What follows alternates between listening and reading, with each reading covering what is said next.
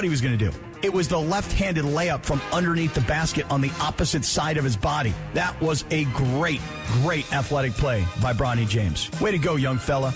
Proud of this kid, man. Really am. I agree with you. Listen, I tried to tell you guys. You guys mocked me when I told you he was balling out in the G League. And you guys are like, the G League. The Sedano and Kap Morning Show is on the air. Also, today is National Gummy Bear Day. Hey, you should be celebrating. Why?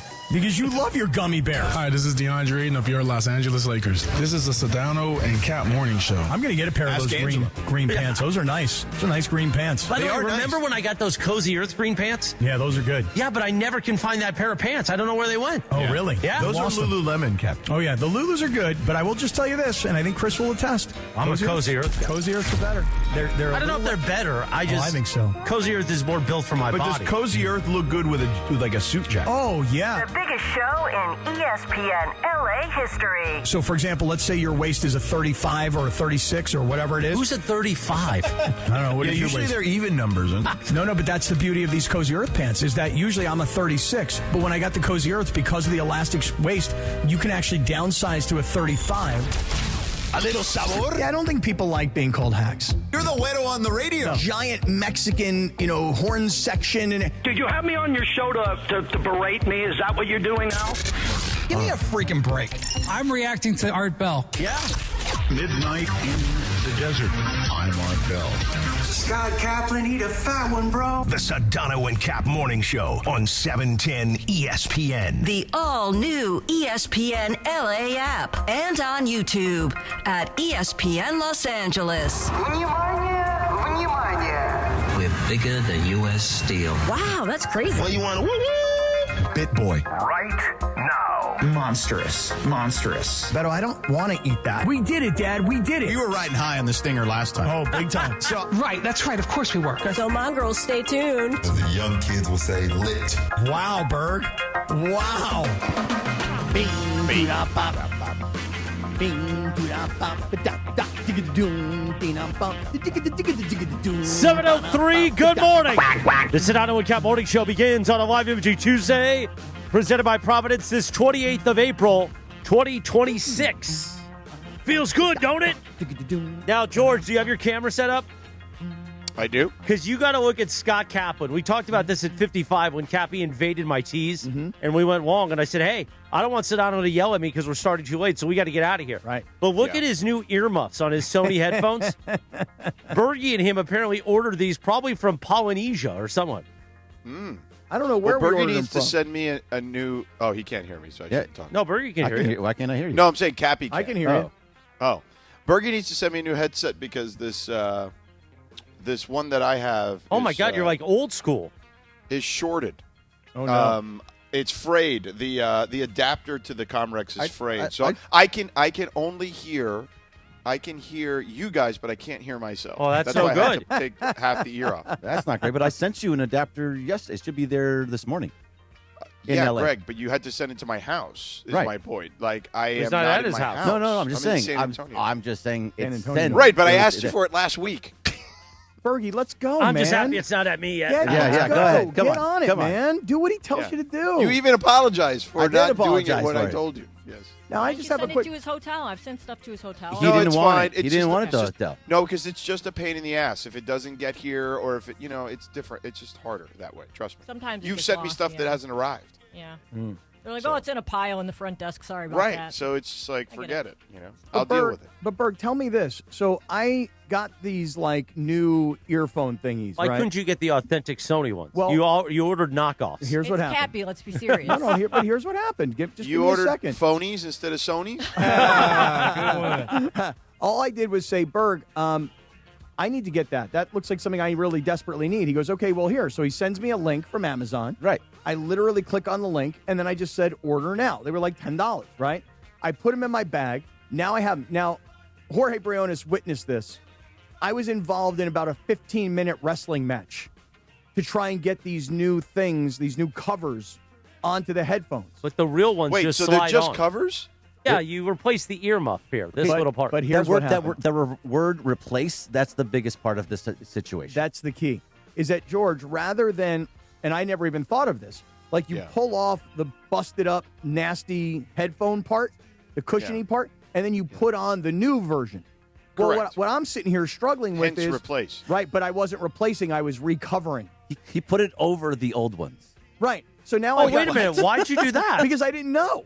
What, are you an idiot? I just didn't know. He has double you were covering the old ones with the new ones? Right, it's what did you wait a minute, whoa. Yeah. Would you ever put a new cover over the old cover? You know what I'm saying? I know. Well, no, probably not. Not exactly. But like, let's say you have a pillow, but you need to So raise your head let's to get make a this double very pillow. simple. Right. Right. So yeah, if you had a bed, or a pillow, either one, and you took the sheets off, you would just put the new sheets over the old sheets? You would just take off the sheets? Well, you guys are making very good points, okay? Now, You guys have are making 20 excellent layers points. of sheets on your bed? Well, what I've got, Linz, is now I've got a double pillow on my headphones. So they're double cushioned here rather than single cushioned. And then Bergie was like, well, wait a second, those don't look like they're on right. And I'm like, well, what did I do wrong? And he said, well, the first thing you did wrong is you didn't pull off the old cover to put on the new cover. And it never even occurred to me, like, how would I have done that? I don't know. You just pull off the old one. They come right off. It's really not that hard. I didn't know. And so now I've got a double cushion. Okay, things are sounding very hollow. Oh, by the way. Well, then you should probably take them off. Because one cushion's going through another cushion. Yeah, right. Yeah. Right. Yeah. It's not designed to be like that. Hold on. Check this out. So wait. So if I pull this off, now I'm going to pull off the first. Okay. So now see. Oh God, you're an idiot. See, no. See what I did? Yes, I see it. Well, I mean, we got nose cam. It's perfect for nose cam. Yeah. By the way, the Orlando Magic last night were good. Oh, yeah, they really were good. I was surprised. I didn't realize they were this good. They're going to take down the they one were seed. supposed to be. They were supposed to be one of the contenders in the Eastern Conference before the season started. And that Kyle Phillips guy walked it off for the Dodgers. Kyle Phillips. Kyle Phillips. Yeah, Kyle Phillips. He's good. So now you have no cover. Correct. Now you're just raw dogging on your ear. Right. Now I'm going to get electrocuted. Look, From double cover to raw dog. I'm going to get electrocuted now. Somebody because go of this in there thing. and help him. I'll throw you in the break. He's on his own. I left him for 20 minutes. Oh, yeah. I mean, Briones was watching me, laughing at me. I'm like, God, I hope he's not videotaping I mean, I could have helped this. you out, but you don't believe me when I give you name references from TV shows and stuff. So you probably think I don't know how to put those questions on. I mean, look at this. What a disaster this thing is right here. And look at this thing. This thing's brand new. And How do you live your life every day? Just stop it right there. Yeah, right. Seriously, dude. It's not easy anyway, for me, Lindsay. It's not easy. Forget about the NBA playoffs. We have a Ty Simpson update, right? Ty Simpson was on yesterday on Amber and Ian on ESPN Radio, which is kind of their evening show. And Ian Fitzsimmons, just for a little background, is ESPN's college football, like ESPN Radio's college football sideline reporter on like their A crew, right? So he is the equivalent to what Holly Rowe is on TV. He is on radio. So he works with Mark Kestisher and Kelly Stauffer. They are the one team on ESPN Radio. They do all the big games. So he is their sideline reporter. And he went to Alabama, if I recall correctly. So I would imagine he had a relationship with Ty Simpson. Ty Simpson joined him on his show with Amber Wilson last night on ESPN Radio. And the thing that was revealed, which I found to be fascinating, was, I mean, yeah, he talked about how he was blessed to be drafted by the Rams, all that stuff. I don't want to hear about that. But apparently, remember, there was all this stuff about McVay, right, and the way he handled Cappy, the phone call and the press conference, and then we come to find out as we played audio yesterday that, you know, he was like cognizant of Matthew Stafford's feelings and this and that and the other, and, you know, Matthew's their guy. So I actually think we should back this up a little bit before we get to the audio yesterday. Linz or Greg or someone. I know we played that bit of audio yesterday that was from Saturday's last day of the draft, where Sean McVay was a guest with Peter Schrager and Kyle Brandt on ESPN's television broadcast. And they asked him the specific question about, like, hey, why were you so grumpy when you picked Ty Simpson? And, like, what went into that? And McVay kind of outlined what we were talking about Stafford. So I think that context matters here. I'll play that one first. Hopefully Cappy can hear it. Oh, I can hear it just fine, even though I'm on the verge of electrocution here. Okay, great. Yeah. All right, so Even Linz, let's play that one first on Saturday. Kyle Brandt, Peter Schrager asking McVay, hey, dude, why were you so grumpy with Ty Simpson? It goes something like this, George. Well, I'll tell you. Well, there were some other things I was grumpy about that, you know, you just navigate normally. But I think the main thing, Kyle, was you just wanted to make sure that I would have been stoic by nature anyways, just based on the respect for Matthew, because it's a unique situation. You get a chance to be able to, take a player that you like at a really important position, but you don't want it to be minimized or misunderstood in terms of what this means in terms of our investment and our commitment to Matthew for as long as he wants to continue to play. And so you're kind of teetering that line, and clearly, I came off a little grumpier than normal. Okay, so let's start with this before we get to the Ty Simpson stuff. Is that a plausible explanation for you, Cappy? It is plausible that Sean McVay doesn't want to celebrate like he just won Game 7 of the World Series with a walk-off grand slam because they've drafted a quarterback that's not going to play immediately, and it's not a need that they have. And I think that it's plausible that he doesn't want to overreact with happiness out of respect for Matthew Stafford. For me, maybe I'm being naive, everybody. I find that to be sort of plausible, but as the story will advance this morning, I think that's why I find it plausible, because I already know what's on the way here. What do you think? What do you think? I thought it was plausible yesterday in real time. Like, I felt like, oh, that makes sense. I remember I told the story that I saw Kyle Brandt on Scott Van Pelt's Sports Center on the night after the draft or whatever, and he made this comment about, like, what I think McVay's doing here is that he's just trying to cope for Stafford, right?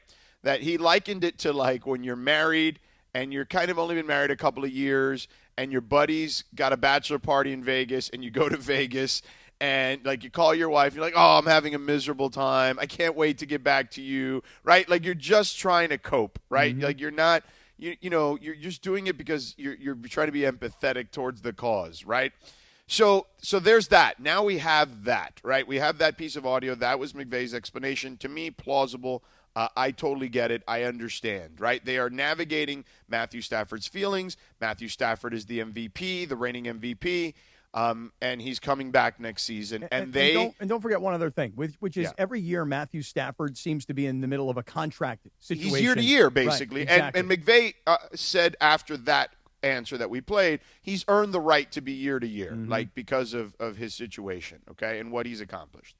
And he says, and he actually said, if he wants to stick around a year, we love it. If he wants to do 3, 4, whatever he wants to do, he is welcomed here as long as he wants, basically, is what McVay said, and I'm paraphrasing.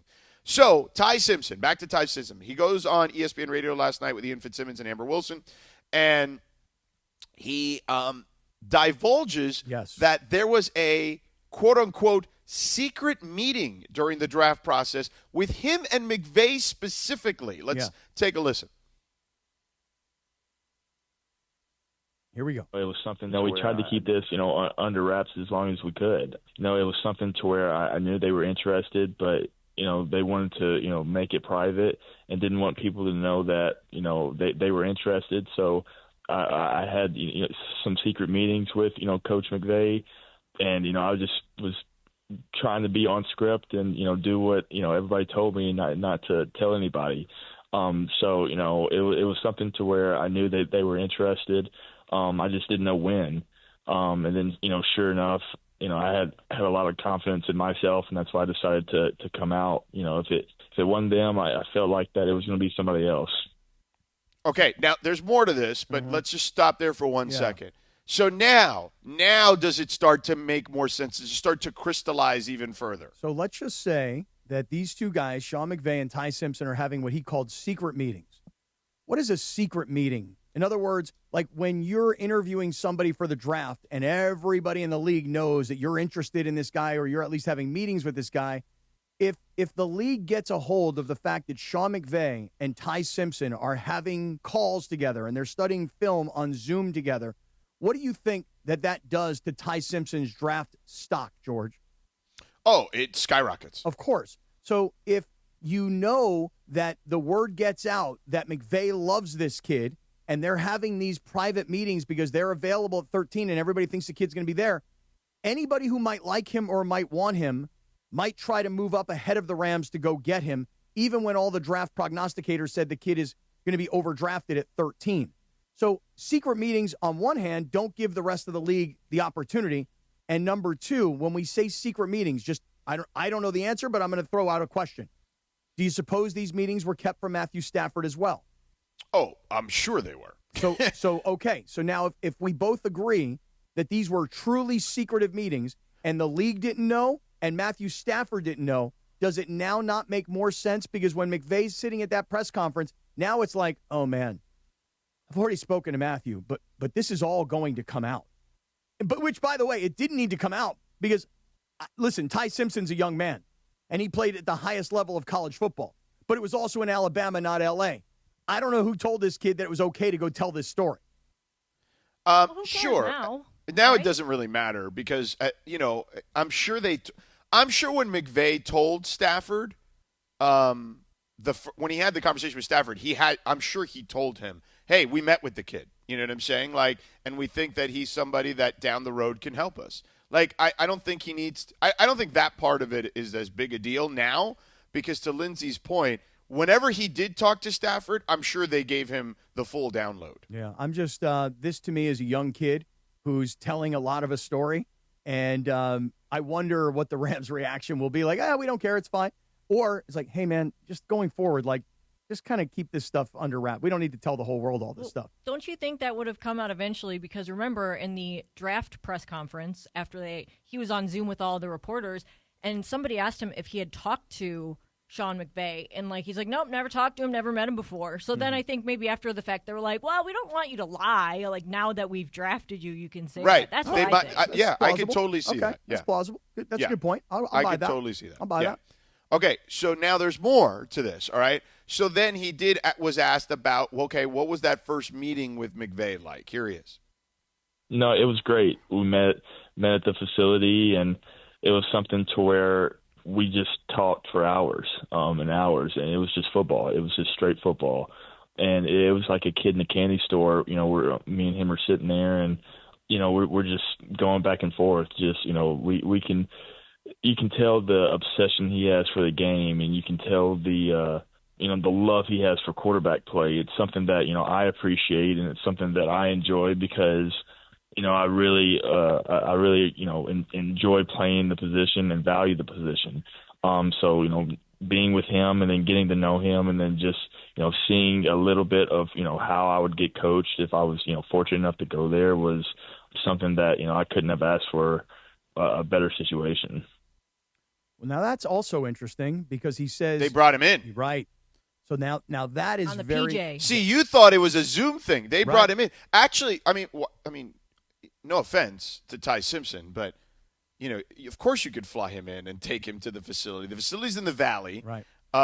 And he looks like any young kid walking through LAX or wherever they flew him through, or if they flew him private or whatever. He's pretty nondescript. Right. Let's say they flew him into Burbank. If he flew into Burbank, it's not like everybody in Burbank. It's not like TMZ is in the Burbank airport waiting for Ty Simpson to show up. And by the way, had he landed at LAX. Right. And my home away from home. Right. Yeah. And had he flown from hypothetically Tuscaloosa to Atlanta and Atlanta to LA, again, I don't think TMZ is like, hey, we hear Ty Simpson is on this plane that's coming in from Atlanta. And unless the dude shows up and he's wearing like an Alabama hat and a sweatshirt that says I play at Alabama, honestly, nobody would know who the hell this dude is. Correct. Yeah.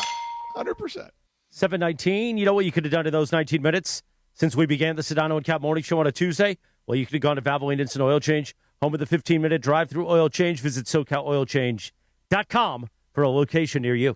Now, there's more to this because then he was asked about, hey, well, you're going to have to sit for a while. And look, clearly we figured he'd be fine with it because he did it in Alabama, okay, with Bryce Young and Jalen Milroe. This kid did not care about sitting behind guys who were NFL-type quarterbacks. 15 games in 5 years. You've been on the college football team for 5 years. You've played 15 games. Right. All of those last year, obviously. Mm-hmm. And here's what he had to say about that. Oh, it means the world. Not only to, be in the same room as him, be on the same team as him, but, I think about, guys who have, sat behind vets like, Matthew.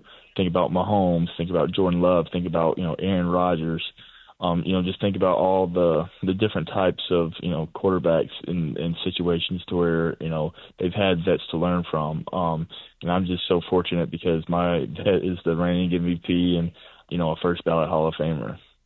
How adorable is this kid? He's cute. He's cute. He's lovable. He's adorbs. Right. He really is. Is he more lovable than Fernando, though, Cappy? I'm going to have he's to get getting to there. know him. He's getting there. I got to be honest. I'm going to have to get to know him a little bit more before I can put him on Fernando cuteness. I mean, I've met Fernando, and Fernando is adorbs too, but I got to be honest, Ty Simpson pretty adorable. Yeah, adorbs. I like that. That's right. Yeah. Listen, I think this story is so fascinating because of the way people immediately jumped on Sean McVay the night of the draft. Yeah. What's wrong with him? And the Rams, right? This is going to be a disaster. Right. It's going to be controversial, yada. This is where the relationship comes to an end because what will eventually happen is Les Snead wanted this kid. Sean McVay did not want this kid. This was the assumption. And this is going to become now a classic NFL general manager versus head coach power struggle. And who's ultimately going to win this power struggle? Is it the guy who provides the players or is it the guy who coaches the team? And so the assumption on Thursday night was, oh, wow, everything has worked out so beautifully for the Rams with these two guys in charge and working, to use their phrase, in lockstep. But wait a second, all is not right in the world of the Rams front office. And now, as we start to hear this story play itself out, McVay says he didn't want to be disrespectful to Stafford. The kid was told, keep your mouth shut. And now that the kid is drafted, and it happens to be 3 days after the fact, now young brother he's able to tell everybody what the real story was, which is under the darkness of night, they brought this kid in and had secretive clandestine meetings. Amazing. What a story. I love it. It's awesome. It just goes to show you, right, that these guys kind of know what they're doing. They're not just kind of doing things, We said it at the day of the draft. Don't you trust them? And then people are like, yeah, but. There was a lot of but. Not you and I, Cappy. We were right there. Lock and step, you and I. Yes, we were lockstep. Much like Les told us he and Sean are, and they indeed are. Lock and step. Well, please, George, Cappy would stab you in the neck in a second. Well, George, we're lockstep, George. We're lockstep right now. We had these secretive meetings. Little did we know we'd be lockstep. He would the reason throw Cappy you off wouldn't the roof. stab me in the neck because then he'd be vulnerable. Yeah, but he would throw you off. He would throw you off the roof in a moment for an extra endorsement. Or I'd go this. I go, George, I'm about to throw you off the roof. And then just as I do it, I let you go, and I grab Morales, and I just toss him. That's fine. I just me and you together. The old switcheroo. Old switcheroo. You'll get to sleep. I think we ran that plan in 2019. The old switcheroo. Meanwhile, hey, wait. Go ahead. There's more. I want to hear from the doubter, Raider fan Bergie, who doubted this whole situation. We'll do that. And Adam Schefter was on Sportsmanlike. Some interesting audio will play. But Bergie, the Raiders fan, will have to respond. He'll have to get on his knees and kneel before Zod. Oh, wow. Kneel before Sedano. Yeah, Zod from the Superman. From Superman. I know who it is. Meanwhile, top athletes, big moments, one night. The OC Sports Awards, June 18th at Angel Stadium. Celebrate greatness and be part of one of Orange County's premier sports nights. Get your tickets now at the OCSportsAwards.org. The OCSportsAwards.org. We're back in 3 minutes on LA's only local sports morning show, the Sedano and Kap Morning Show on ESPN LA. This is the Sedano and Kap Morning Show. Hey guys, it's Sedano. Next time you're at my home away from home, LAX, look up. You'll see the future of travel in action. It's the all-electric Skylink train. It's now testing, and trust me, this is a game changer. What does it take to build a champion? It takes round-the-clock preparation. And soon, Skylink will connect you to the airport terminals, the new rental car center, and LA Metro. From practice to prime time, the LAX Skylink. Fast, free, and built for LA. In testing now to help you skip the traffic later. At Uline, they know going the extra mile takes hard work. For companies pushing to go further, Uline will go the distance with you. 24/7, they answer the phone to get you the shipping and industrial supplies you need. Business can move fast. Unexpected large orders, adverse weather, new safety guidelines, and changing economic trends. Uline works hard keeping 41,000 items ready to ship, minimizing detours on your way to the extra mile. Visit uline.com. Hey guys, the Beach Life Festival is coming up. It's May 1st through the 3rd, and it's one of those weekends you don't want to hear about after it's over because you're going to have a lot of FOMO. The lineup is stacked, and the tickets are going fast. Duran Duran, the Chainsmokers, The Offspring, James Taylor, who I'm so excited to see, all right there on the beach in Redondo. 3 days, right on the water at Seaside Lagoon, live music and ocean views all weekend long. And the VIP is almost gone, and once it sells out, that's it. It's over. So if you've ever thought about beach life, don't wait.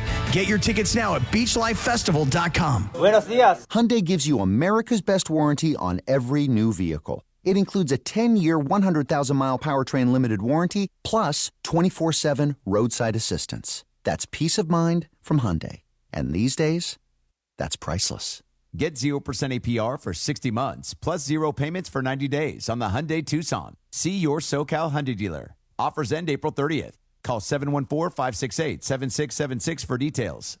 Evan Cohen here. In life, as in sports, the pros make it look easy. That's why pro golfers like Jason Day, Ben Griffin, and Patton Kazire trust the pros in lawn care. True Green. They have the experience and expertise to give you a lawn worthy of the PGA Tour. And since True Green does the work for you, you get more free time, or more tee times. So stop stressing over your lawn and start loving it. Sign up now at TrueGreen.com because nobody makes it easier to get a golf course quality lawn than True Green, the official lawn care treatment provider of the PGA Tour. Adam Schefter here. Candidates who stand out aren't just qualified, they're genuinely excited about the role. If you're hiring, you want a candidate who's passionate about your role. But you can't get that insight from a resume unless you post your job on ZipRecruiter. ZipRecruiter has a new feature that shows you the most interested qualified candidates first. No wonder they're the #1 rated hiring site based on G2. Try it for free at ZipRecruiter.com/sports. That's ZipRecruiter.com/sports. Hi, this is Avner Gat, founding partner of the Sedano Kap Morning Show. Avner Gat Inc. is your trusted Los Angeles public adjuster. Call me directly at 818-917-5256 for help navigating the complexity of your insurance claim. Now back to the Sedano Kap Morning Show. Good morning, guys. Good morning, Abner. 7:28 on a Tuesday. Live Imaging Tuesday. Presented by Providence. We're going to kneel before Zod. I'm going to have to kneel before Abner at like 10 a.m. in Woodland Hills. Yes, you are. That's why I switched to my Abner hat. Oh, really? I know to bring my blood pressure monitor that with Abner's face on it. Be like, Abner, don't go too hard on me. I should go get the one that he just recently gave me, the one where I wear it backwards at like Samuel L. Jackson, Michael Jordan, like kangaroo or whatever that thing is called. But it's got the logo in the front. To rock that thing today. Is that what it's called, a kangaroo? Is that what that hat is called? On this day in 2008, Katy Perry released the single, I Kissed a Girl. That's what I'm going to say to Abner. Hey, Abner, I remember that time you kissed a girl and you liked it? Nothing wrong with that. I remember driving around to this song back in 2008 with my daughters in the car, and I was thinking to myself, I don't know. And your man bun? Well, No? yeah, I didn't have the man bun back then, but I just remember thinking to myself, should I be playing this tune for my girls? And what the hell? And I liked it. Yeah, yeah. Cherry chapstick, Why are you clapping like a cheerleader? I like this song. Today It's is catchy. also National Blueberry Pie Day. Oh, really? I've never had blueberry pie. How much for blueberry pie? I'm a big pie guy. No, you know, like I like a key lime pie. I like a Key cheesecake. lime pie I'm okay with. I'm okay with like some sort of like Marie Callender's has like a chocolate silk pie that's delicious. Oh, that does sound I lovely. like a cheesecake. The Italian stallion, Cappy, you got to have his cheesecake. Oh, really? He makes his own cheesesteak. Oh, yeah. After he's done laying floor. Marie, Marie Callender's good pies. Oh, yeah. They're Yeah, they very were. good at making pies. Yeah. Banana cream pie is a good one. He'll lay your floor, make you a meatball, and a cheesecake. Jack. Oh, it should be illegal to have this much fun at 7:30 in the morning. I'm cheering. Yay. Yay. Go, Katie. Right, Carlo, that's the clip right there of just the Sedano Kap Morning Show video, and it's Yeah. just you cheering. Yeah. All of us. Come on, Linz. Do it. Come on. It Like, felt so good. you need that It song. felt so right. Yeah. The Zumba class or what? Come on, everybody. You've been doing too much Peloton classes, I Kevin. know. I think I missed my step aerobics classes from back in the 90s, you know? All right, George, get us back to the land now. Bergie. Yeah. You doubted. You were the doubter. Yeah. That doesn't change. Just because. Oh, stop. No, why stop? Okay, you are in a window right now, a Matthew Stafford window, just like the Dodgers are in a Shohei window, and the Lakers are in a LeBron window. You're in a Matthew Stafford window right now, and a pick for a quarterback that's not going to play for 2 to 3 years possibly doesn't make sense to me, even if they have these secret meetings and everything that they're doing. I trust that Rams front office, but this doesn't help the team today. It doesn't help the team this year. Let me ask you a quick question, though. Just tell me this, because I'm really genuinely curious. What did they need at 13? Are we doing this again? Yes. Is the cornerback, and then you got all I'm just asking. I'm being very serious. Like, to me, very few teams in the NFL have the luxury of having a Super Bowl ready roster. And look, just to give you an example, you look at Seattle, right? When you think of Seattle and you think of the Super Bowl, who was their running back this year in the Super Bowl? That was like their top running backs. Remember, they had two. They had Charbonnet and they had the third. What's the? No, the first, the guy who actually left. And I'm having a hard time remembering his name also. So he wasn't a household name, but he wound up having a good run in the playoffs after Charbonnet got hurt. Kenneth Walker. Thank you. Okay, thank you. So now here's the thing. The Seahawks needed to replace a running back, right? I mean, that's something that they needed to replace. The Rams needed secondary help. They got it through free agency.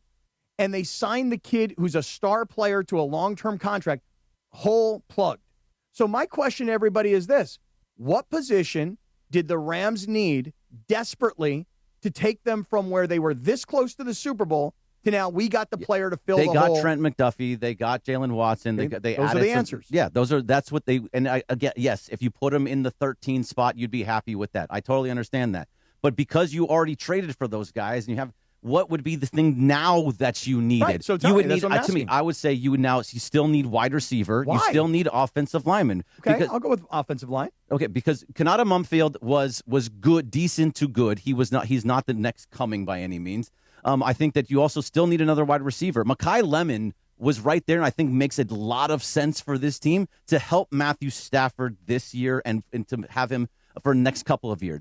The only thing about Ty Simpson to me is just that he's not going to help for a few years, and he's not going to help Matthew Stafford get better. Okay. He's not going to help Matthew Stafford get another Super Bowl or take this Rams team this year or next year to the Super Bowl. And when it's his time to be the starter, which he possibly can be, that's not for he's going to take him time to get back to that. So you're in a window right now, and to me, going with somebody an offensive lineman to help protect Stafford at 38 years old or another wide receiver to be able to give him another weapon makes more sense to me. Okay, I'll just say this. I would have had absolutely zero issue if the Rams would have taken an offensive lineman. I would have had zero issue with that.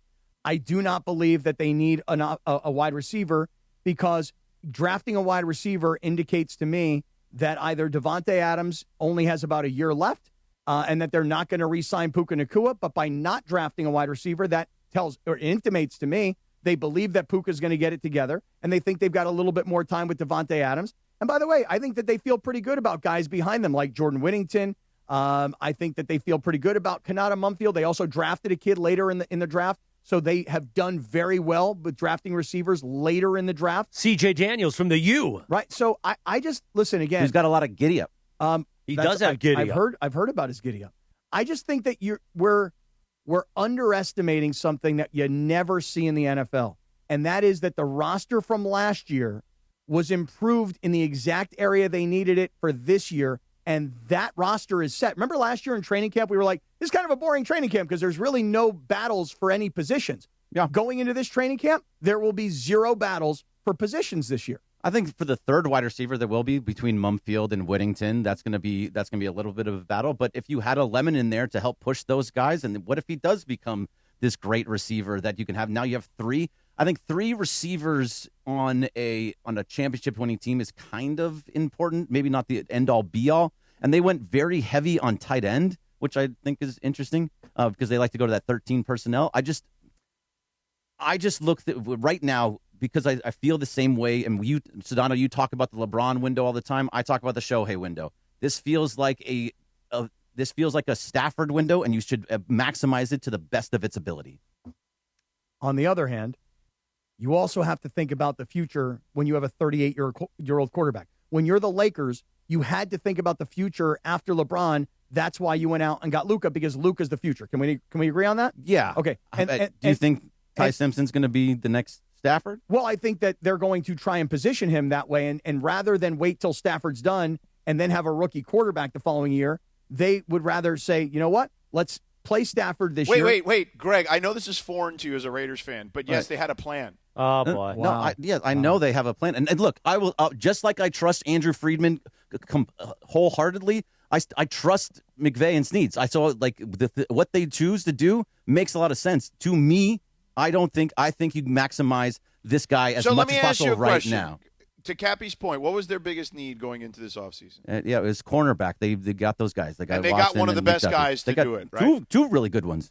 Well, they got one of the best guys to do it, and they got a pretty solid guy, too, in addition. Trent McDuffie is considered an all-pro player at a very young age. Jalen Watson. And Jalen Watson is considered a really nice player also. Yep. Maybe not all-pro caliber and maybe not a $100 million guy. More than serviceable, yes. It helps the secondary. Mm-hmm. That's what matters. That's right. Yeah. So quarterback let me ask you this. Let's do it. Let's flip this. Okay. If they would have traded the 13th pick for Trent McDuffie and whatever else they got, right? And yes, I'd be happy with Trent McDuffie. And then taking Simpson with the 30th pick, one of the last picks in the first round.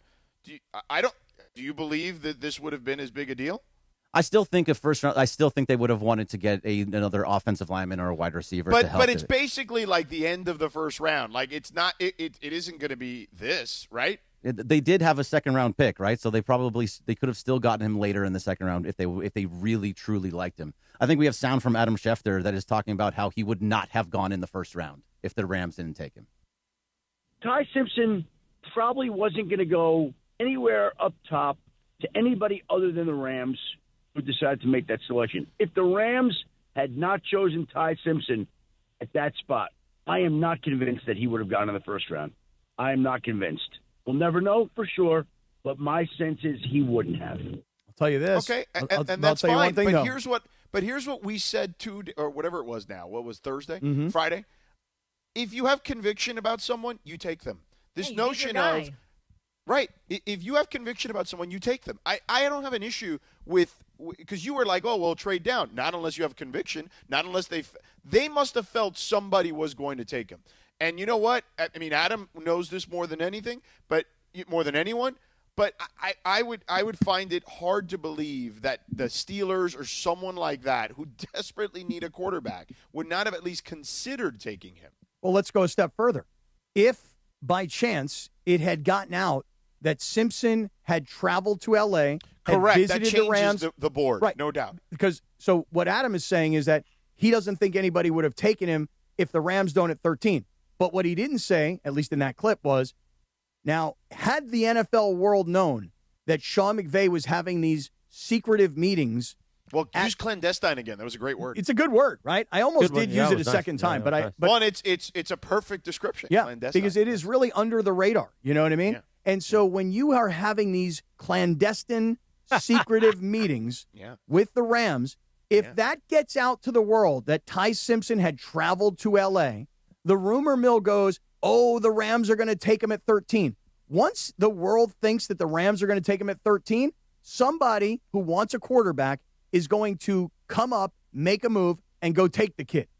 Now, if you love the kid, and it sounds like the Rams did, well, they wanted to keep this as quiet as possible so that nobody would go near the guy. And everybody can doubt the Rams. And, Greg, you bring up valid points. I'm not here to tell you that I don't think they're valid.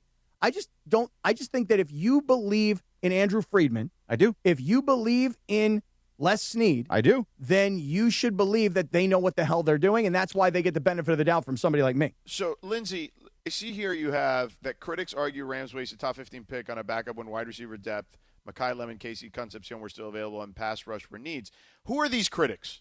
It's just, I feel like there were, it was like Twitter chatter and people that, I mean, some of the writers, like, I know that one of the, I think it might have been one of the ESPN and NFL analysts said that he thought that it was a terrible move, and he said that he thinks they're going to regret it for that exact reason. I think it was Tannenbaum who said that. Okay. So I feel like, there's a decent amount of people who argued what Cappy or what Greg just did about. And that's fine. I trust these guys. No disrespect to anyone else. But here's what I would say. Mekhi Lemon is awesome. I think Mekhi Lemon is going to be a really good receiver in this league. I don't think that wide receiver was that big a need for the Rams. I mean, we talked about it. because of the Puka thing where they're going to pay him. They clearly are going to pay him. They have shown us what does Windhorst always tell us? Actions, right? Yeah, not Their actions words, say the now actions. they're going to pay him, Right, that's right. And Les Snead pretty much kind of assured us of that when we asked him about Puka, right? Like the way he described what Puka's his mindset is at the moment while dealing with rehab. And I'll tell you this, Casey Concepcion, he's flashy, he's fast. I'm not a big Casey Concepcion guy. I mean, he certainly is flashy and productive and really fast. I don't know. He's got to be a specific fit, in my opinion. That's just the way that's how I'll leave it. With Makai Lemon, I just like that he was from L.A. at home, a USC kid. It just he embodies the city.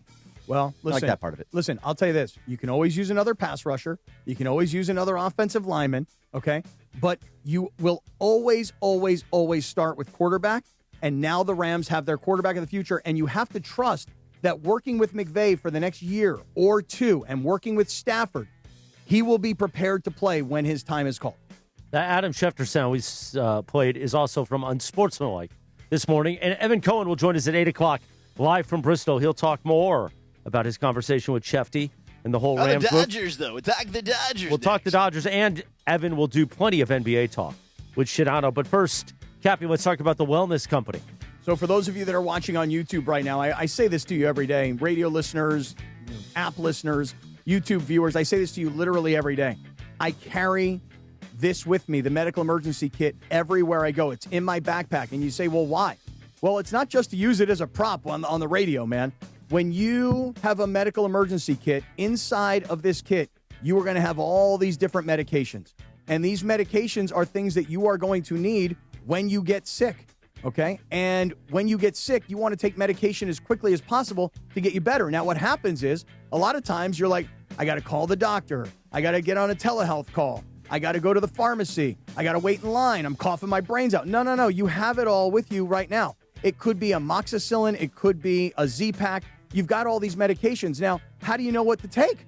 Well, you match your symptoms. I've got a really sore throat, or my ears hurt really bad, or when I pee, it burns like a mofo.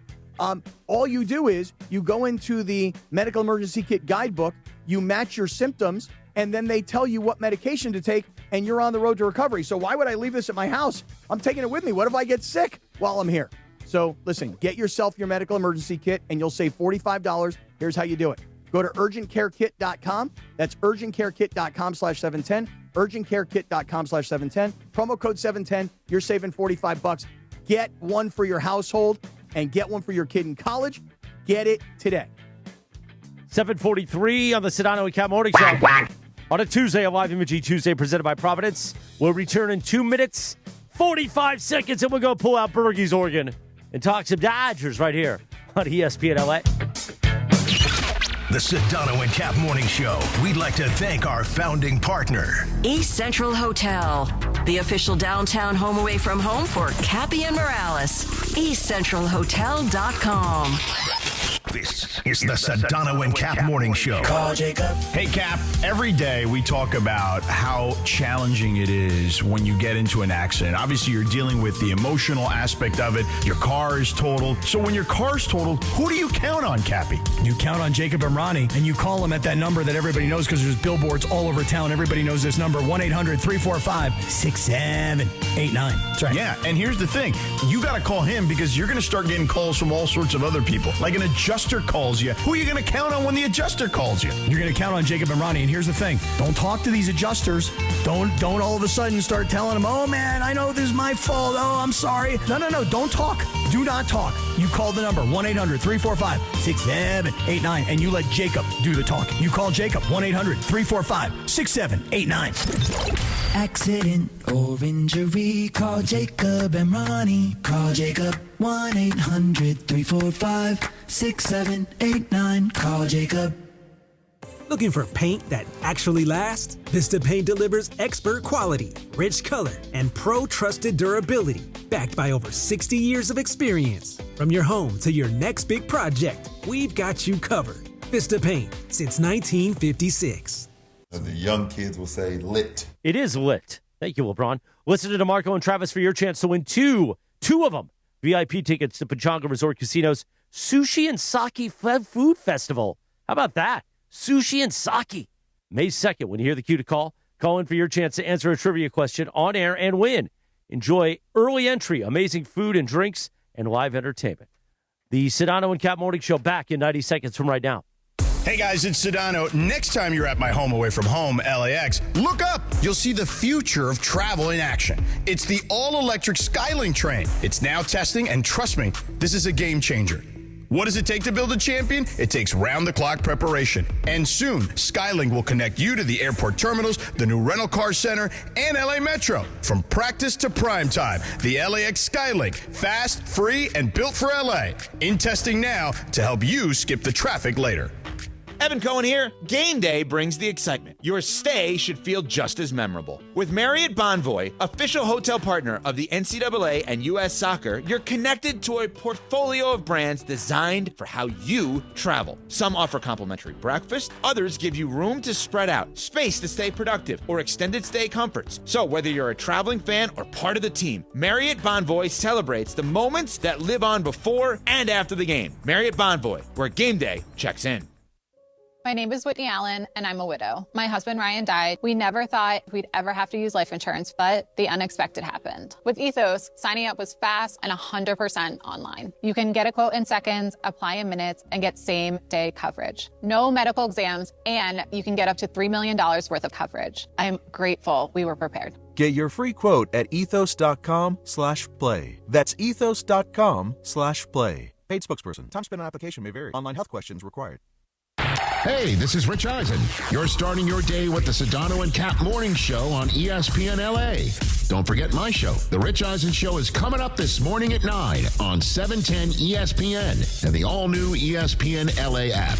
Now, back to the Sedano and Kap Morning Show. When I get there. 7:47. Good morning, the Sedano and Kap Morning Show on a live imaging Tuesday presented by Providence. Cappy, on this day in 1999, Tom Petty and the Heartbreakers received a star on the Hollywood Walk of Fame. Very sad about Tom Petty. I saw him probably 2 weeks in concert, 2 weeks before he died. And I just remember seeing him up on the stage going, he don't look very good. I'm a huge Tom Petty fan. He did not look good at all. R.I.P. Tom Petty. By the way, tonight at 6 o'clock, when DeMarco and Travis are all done, and I wear them out for 3 hours, at 6 p.m. we're going to present a little bit of the best of the Sedano and Kap Morning Show because we didn't do it on Saturday morning. We didn't do our Saturday special. Okay. So I think I'm going to hit Barkley right at 6 p.m. for people that missed our great interview with Charles Barkley last week. And then I'm going to be searching for what else to do. Maybe we'll throw in a little Les Snead. Yeah, Les Snead. Maybe Iron Eagle from yesterday. Oh, he was great. So that's 6 o'clock tonight after DeMarco and Travis. If you missed Barkley with us, hear that. A Tuesday night special of the Sedano and Kap Morning Show. Doobie-da-doo, doobie-doo-doo-doo. Hey, Kyle Phillips actually had his big moment yesterday. Yes, it is time to whip out Bergie's organ. Talk some Dodgers baseball. Whip it out, you can Berg. watch the Blue Review presented by LAX weekdays at 6:30 a.m. with Gregory Arthur Bergman and that Star Wars guy, Marcus Grant. He loves his Star Wars and dude, Spider-Man. Not He only loves Spider-Man, that, too. not only that, but he's got a very cute, mini aquarium behind him He over does. his left shoulder. And I don't know if there's some kind of weird iguana in there or there's little goldfish floating around in that thing. You want Marcus to show you the iguana? I got to know what the hell's going on in that little Quack, mini quack. thing, you know? I mean, that What, little mini kids have aquarium. iguanas? What do they call them now? There's something- Sam Boney used to have a pet iguana, I think. There's another name for them now. Some kind of dragon. Some kind of a little dragon they got. Kimono dragon? I don't think it's kimono dragon. But I don't know. Some kind of little... Bearded dragon. Yeah, maybe that's what it is. They're like Cappy, they're just didn't lizards. you never mind. There's little lizards. You know? Just stop. So we you're got right. Evan Cohen at 8 o'clock. We got to be on time. So let's go, Bergie. Let's go. All right, Bergie. you're right about Kyle Disgusting. Tucker. He had his Dodger moment. So I have a villain that I pick every single year, and so does Marcus Grant now. He's joined in with bringing in a villain. He was 1 minute away. He was going to come in this morning and make Kyle Tucker his villain until that hit that he got. Wait, so he was going to be in Conforto class already? He was going to be in Conforto class for Marcus Grant. I was close too. But that was going to be Marcus's villain until he got that hit, and hopefully that's something that spurs him forward because that was to Cappy's point. He always loves it. His Dodger moment. Well, yeah. I mean, you got two guys out. He was terrible before that, though. You were listen. It was a 4-2 game. I thought the Dodgers were going to lose the game. So did I. But the closer for the Marlins, Pete Fairbanks, yep. he was just couldn't get the ball over the plate, walked a bunch of guys. He left because he got injured. Right. Ohtani has that ground rule double. I'm like sitting there going, okay, Ohtani's going to win this game. Ohtani has a ground rule double. I actually thought that 2 runs would score on the play, but they held up at third. And yeah, it was a ground rule double, so you can only move. Right. Yeah, you're going to move 2 bases. Right. So it was first and second, so they went to second. Right. Like I thought the bases were going to clear. I was like kind of falling asleep, groggy. I'd been watching that Denver game. Whatever. That's my excuse. But now it's 4-3. And Freddie has a chance, and the whole crowd's going, Freddie, Freddie, Freddie. And that didn't work out because he got walked. And then Will Smith struck out. Yeah, struck out, and very quickly too. And Tucker came up and got a huge hit. So it was nice to see him actually he bailed it right up the middle. It was nice to see. So hopefully that's his something. First big moment, right? The first big moment. He had that little flare. Well, he had the remember? little duck fart that won a game too against. Yeah. It ended up. It wasn't a walk off. It wasn't a walk off, but it was still a game-winning hit, so that it counts. But at the same time, so hopefully this is something that propels him forward even more now. He did strike out. His strikeouts need to go down. But anyways, Yamamoto was the starter, and this was the worst start you've seen from Yamamoto since August of last year against the Angels. Wow. Yama. Yeah. He had 4 walks. Yamo. He had 5 walks against the Angels last year in August. This is his first time this year having 4 walks. He just could not find the plate at all. He was struggling through it, but he was fighting all the way through it. He almost got out of he had 2 strikes on the hitter that hit the home run. I forget at the moment who it was. But he was fighting. He was going to get through Hicks. 5 innings. Huh? Hicks. Yeah, that's right. Hicks. Hicks hit the 3-run home run that put him ahead 4-2. But you could see from the whole game, he was already at like 80 some pitches in the 5th inning. It was rough. Just couldn't get through it, but he'll be fine. He was battling. Only had 2 strikes. Had 2 strikes on the guy. Just missed it. I thought he was going to go into the 6th, but he did not. Then the other thing is Edwin Diaz. So Edwin Diaz is on the IL because he had the loose bodies in the elbow. Mm-hmm. Come to find out that he's had these loose bodies in his elbow since 2012 when the Mariners drafted him. Mm-hmm. Oh, come on. That's- There should be some kind of voided, because void the contract because he didn't disclose it. Well, no, but Lindsay, oh, come on. Give me a break. It's will you? ridiculous. Come on. It's ridiculous. Come on. which part is ridiculous? That he had it since 2012? Yeah, and then he didn't tell them. So, I mean, I think the Mariners and the Mets both knew it was there, but he wasn't hurting him. It wasn't causing him a problem. He still was able to pitch effectively. So those loose bodies were tight enough.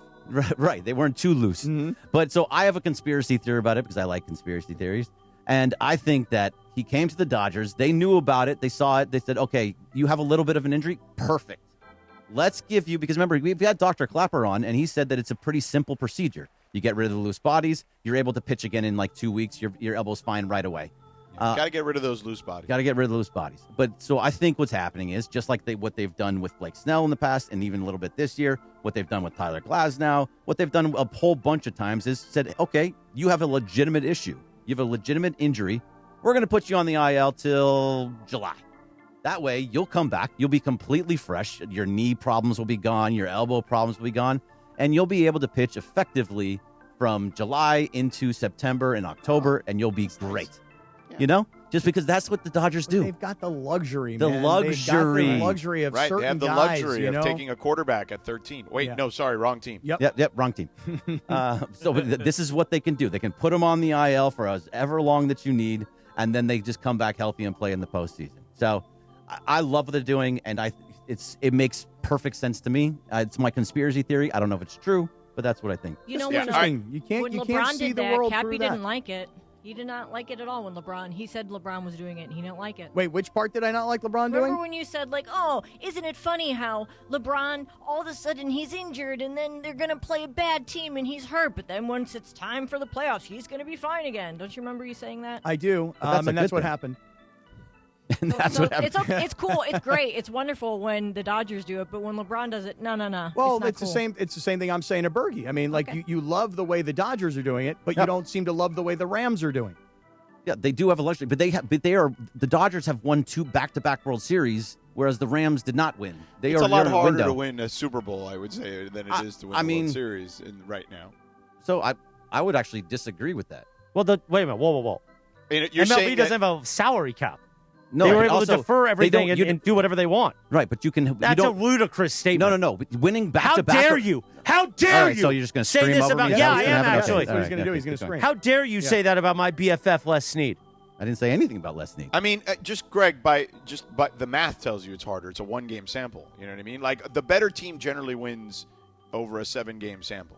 Winning back to back in baseball is right. almost It hadn't impossible. been done in 25 years. Right, I and get winning that. 3 But times what in I'm a row saying almost is, impossible. Right, but what I'm saying is winning once is easier in baseball than winning once in Yeah, football. just ask your NFL team that hasn't won since 1983. Now it's getting personal. I mean, I know, now there's it's just all of a sudden. need. No. I mean, And it's not about you're extrapolating to back-to-back, which I'm not. I'm just saying winning, even just once in baseball, is none of it is easy, but is an easier task than it is to win in football when you have 1-game samples. No, Berge, you're a bad guy today. Wow. Okay, perfect. I don't know. You were And he mad is. all He's day. going to start yelling at you. I know Right. he's been wanting to How for a little dare bit. I you? don't know what it's for, but How I'm sure dare I'll you? figure it out. Bad guy. Yeah. It's his BFF. Bad guy. Les And you Snead. know what? The timing of this is perfect because now, Chris, since you're yelling at everyone, you should talk about how you almost died that one time. Exactly.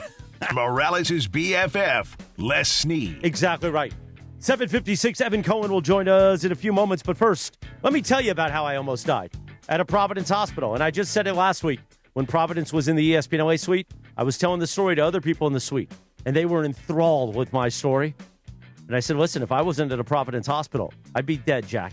And some people would be excited about that. Maybe not me. Definitely not Cap, because he wouldn't have gotten a new deal. And remember, your health is the real MVP. Providence reminds you to stay in the game by prioritizing cancer screenings. So my issue was cardiac. I got a bad heart. Now my heart's beautiful. But when it comes to cancer, early detection saves lives. Many cancers develop quietly, without noticeable symptoms. But when found early, treatment options are more effective than ever. That's why routine screenings, knowing your family history, and talking to your doctor are so important. Providence brings together the best minds in cancer care, keeping you in the game with life-saving innovation and compassionate here in Southern California. Protect your health and get back to the moments that matter most. Learn more at providence.org/cancer. Providence.org/cancer. Providence, caring with compassion in Southern California. Evan Cohen joins us in 4 minutes from right now on LA's only local sports morning show, the Sedano and Kap Morning Show on ESPN LA.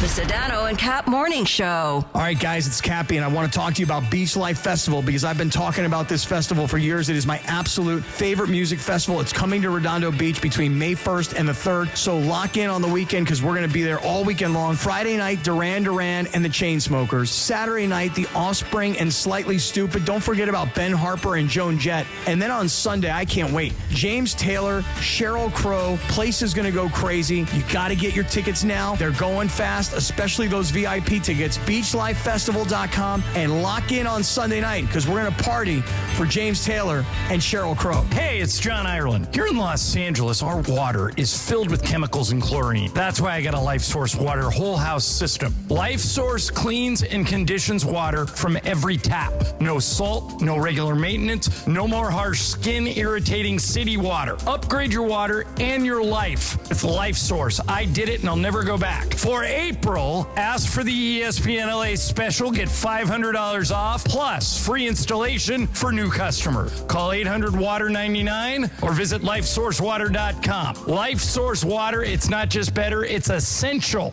Hey guys, it's Sedano. Next time you're at my home away from home, LAX, look up. You'll see the future of travel in action. It's the all-electric Skylink train. It's now testing, and trust me, this is a game changer. What does it take to build a champion? It takes round-the-clock preparation. And soon, Skylink will connect you to the airport terminals, the new rental car center, and LA Metro. From practice to prime time, the LAX Skylink. Fast, free, and built for LA. In testing now to help you skip the traffic later. It's going to be all right. Keep your head up. Hey, LA, it's Bethel Duran. Head to Northridge Toyota and Wondery Toyota today and drive off in a brand new, beautiful 2026 Toyota Tacoma SR5 for just $209 a month on a 36-month lease. $209 for a Tacoma? You already know it's got to be Northridge and Wondery Toyota. Any trade you own outright is your down payment. It's a limited time offer. Nobody's going to take care of you like my guys at Wondery's and Northridge Toyota. 2026 Toyota Tacoma SR5 I-Force 2.4-cylinder turbo 5-foot bed, double cab 4x2 RWD model. MSRP $40,628. Base 10,000 miles per year and excludes tax, title, license, and dollar fees. Pizza Hut is bringing the heat with their new hand-tossed crust. Crispy and golden on the outside, soft and fluffy on the inside. finished with buttery garlic parm seasoning in every bite. And right now, grab a large pizza with any 3 toppings for just $11.99, delivery or carryout. When you're hungry for big flavor, keep the Pizza Hut coming with the $11.99 large 3-topping deal. Order now at pizzahut.com or download the Pizza Hut app. Limited time offer. Additional charges for extra cheese and toppings, stuffed crust, and original pan. Evan Cohen here. PayPal is now the official peer-to-peer payment sponsor of the NFL, which means all the money moments that fandom creates, whether splitting tailgate costs or chipping in on tickets and game day food between friends, are covered. Wherever the game is played or watched, PayPal moves with fans. You can send money through text, email, or directly to your friends with eligible accounts on Venmo. Just download the PayPal app, share all the moments that matter. Account with PayPal is required, not available in all regions where PayPal operates. It's Rich Eisen for Pella Windows and Doors. Sometimes teams take a timeout to regroup and call the right play. When it comes to your home, Pella Windows and Doors always has the winning game plan. They do it every day, and that's why your neighbors trust them. Visit Pella.com/Eisen today. Right now, Pella Windows and Doors of Los Angeles is offering up to 25% off windows and doors and 0% financing for 24 months. Some restrictions may apply. See store for details. Offer ends April 30th, 2026. Hi, this is Avner Gatt, founding partner of the Sedano Kap Morning Show.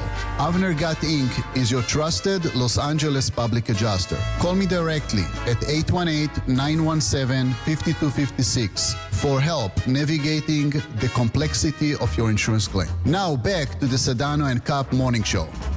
Good morning, guys. 8:02. Good morning. Good morning, Abner. The Live Imaging Tuesday, presented by Providence. When I am kneeling before Abner in a few hours in his office in Woodland Hills, I'm going to say, hey, Abner, blow that whistle, Jack. Too Short turned 60 years old today. Wow, Bay Area legend. Bay Area legend. You know a man who also likes to blow the whistle? Coming. He's live from Bristol today. Well, we're everywhere today. Lindsay's at ESPN Cleveland talking to Riz, and Evan Cohen is live from Vegas East, as he refers to it, on Unsportsmanlike, which you can hear weekdays 3 to 7 a.m. before this show. The great Evan Cohen, a clear connection today. Thank God. Now, Evan, did they bring you breakfast from the calf? Because that's the best part of the ESPN Bristol experience is the breakfast there. No. Were they supposed to? I mean, when I used to fill in for Mike and Mike, they used to bring breakfast every day. That's the Sedano clause. Oh, really? No, that was a Greenie clause. It was not a Sedano clause by any stretch of the imagination. You know what's interesting? I didn't realize they could hear this. I am currently looking at Jovante and Nuno and Cam and Pat, all 4 producers. Where was my breakfast? Where was Courtney's breakfast? Pat All I know Costello, is, back between Nuno? 2013 and 2016, when I used to fill in on Mike and Mike, back in those days, Greenie and Golick had breakfast delivered to them every day, so they would always tell you, what was your order? They'd email you, hey, let me know what your order is for tomorrow, and we'd have whatever breakfast Wait a minute. It wasn't like a buffet? You had a special order? Yeah, you could order whatever you want because they had and it was delivered. delivered? They can make whatever you want. It was actually delivered. Nuno. Put your mic on. Yeah, they Nuno stopped that the last time. Hey, Sedano Nuno, was long on time, campus. buddy. That was the last What time a big gap That's for the you last guys. time they got free breakfasts around here when you were on campus, Sedano. Now, Chris Morales loves Nuno and loves Pat. Oh, Why? they're the stars of the show. I mean, Nuno is... I'm sitting here, Yeah, I know. Listen, there's like 17 pictures of you in my office, but Nuno isn't trying to be the star, but when he chimes in, he's so hilarious, it's incredible. And then Pat is just doing his shtick. And he's an Italian guy from Philly who doesn't love that. Mm-hmm. You know? It's incredible. I'm Irish. Oh, I thought you were Italian. Wait a minute. You're making... It's right over here. He's doing posts about gabagool and pasta? I thought he was Italian. Stunad. Definitely not Italian. Oh, now I like you a little less, but you're still the star of the show. As I said, look how much Morales loves Pat. He knows everything about him. Yeah, really. Cappy, where are you today? I'm You're here, not but talking. That's I'm surprising. I'm a little focused on you getting breakfast delivered, but I guess maybe the reason that nobody can go get you anything is because everybody on your show is so busy getting up and going to the bathroom. I was hearing you guys talk about how Mel Kiper never goes to the bathroom, and you're polling everybody about who goes to the bathroom when. We should do the same thing around here. Because all right, go ahead. Well, Feel free. All right, Morales, how many times you go to the bathroom during the show? Wait, actually, Cappy, let me just set up one thing. Yeah. We did play audio from Adam Schefter's podcast where Mel Kiper Jr. and Field Yates were on. And Mel, this is not a joke, has a 43-year straight streak of not going to the bathroom while doing the draft. 7 hours. Insane. 7 hours on the desk. And So Adam Andrew called it. Siciliano Adam called- used to never go to the bathroom when he used to host the Red Zone all day. Like that to me was. What do also you do impressive. during games, Sedano? Like, what do you like? Do you go to the bathroom? Well, during if you're- I saw you during other the day. NBA games, halftime. Yeah, no, like games at home when you're watching on the couch. No, so you go at halftime. You do pee during halftime. Yeah, halftime. I mean, I really don't I'd pee be at all during nervous the 'cause I get it show. all Who over do my we think's pants. taller? My wife says I drink so much water that I could never do baseball because you can't leave during baseball. There's no You break. could just wear a diaper. I mean, I guess, hey, yeah. I Coach mean, it's Prime good for is, Dion. Coach Prime Coach is saying Prime, that it could be those good for diapers me. are good. Yeah. Yeah. He's telling you I it's saw fine. that commercial yesterday. Yeah. I started to think about it. If I'm not Coach kidding. Prime can wear a diaper, I can wear a diaper. No doubt about it. No doubt. So I don't know. Would you wear a diaper? No. No. What about Pat? No, hard pass Pat on wear a that one. diaper? This Pat, good old Italian guy. Would you Yeah, wear a diaper? Italian Pat. Yeah, Pat being Italian Irish Pat. is breaking By my the way, heart. no, wait. Now that I think about it, how many Italians do you know named Pat? Well, I just figured it was Patrick, and I figured maybe he had like Even an that's No, but there's Irish. not. No, That's my hold on. point. There's not I- a lot of Pats. I and figured he had like an Patricks. Irish dad or an Irish mom, but he also had a little, he had a little Goomba. He in had a him. little gabagool I in mean, him, my huh? last name's Morales, but I'm half Italian. So you did know. Yeah, but he it's was Irish. Christopher. Christopher can be an Oh Italian. yeah, Christopher Michael, very Italian. name. Exactly. So Oh, anyway. I never knew. All right. I never knew the middle M. Wow. All right. So anyway, enough of bathroom Oh, talk. I gotta We do an enough of ID. that on Hold this on, show I to gotta do an begin ID. with. I gotta do an ID. You are listening to KSPN Los Angeles, a good Karma Brands radio station. The one thing I get is why do you guys talk about the toilet all the time? But let's talk about what Adam Schefter said about Ty Simpson on your show today. We played the audio earlier. Now, obviously, we also played, and I'm sure you guys did too, the Ty Simpson conversation with Amber Wilson and Ian Fitzsimmons from Amazing. ESPN Radio last night. The secret meeting he had with McVay. So, what is your takeaway now of all of this? Now that we kind of have pieced this together, and don't forget, McVay also was on the draft on Saturday, talking to Kyle Brand and Peter Schrager about how he was very mindful of Matthews, standing and feelings. I'm paraphrasing now. About the situation, et cetera, and that was why he was quote-unquote grumpy or perceived to be grumpy during the draft. Yeah, I think based on the comments that Simpson made last night on Amber and Ian, as you mentioned, and based on the Schefter comments that he made today with us, every dot has been connected. There is a clear-cut, obvious path to how we got here, right?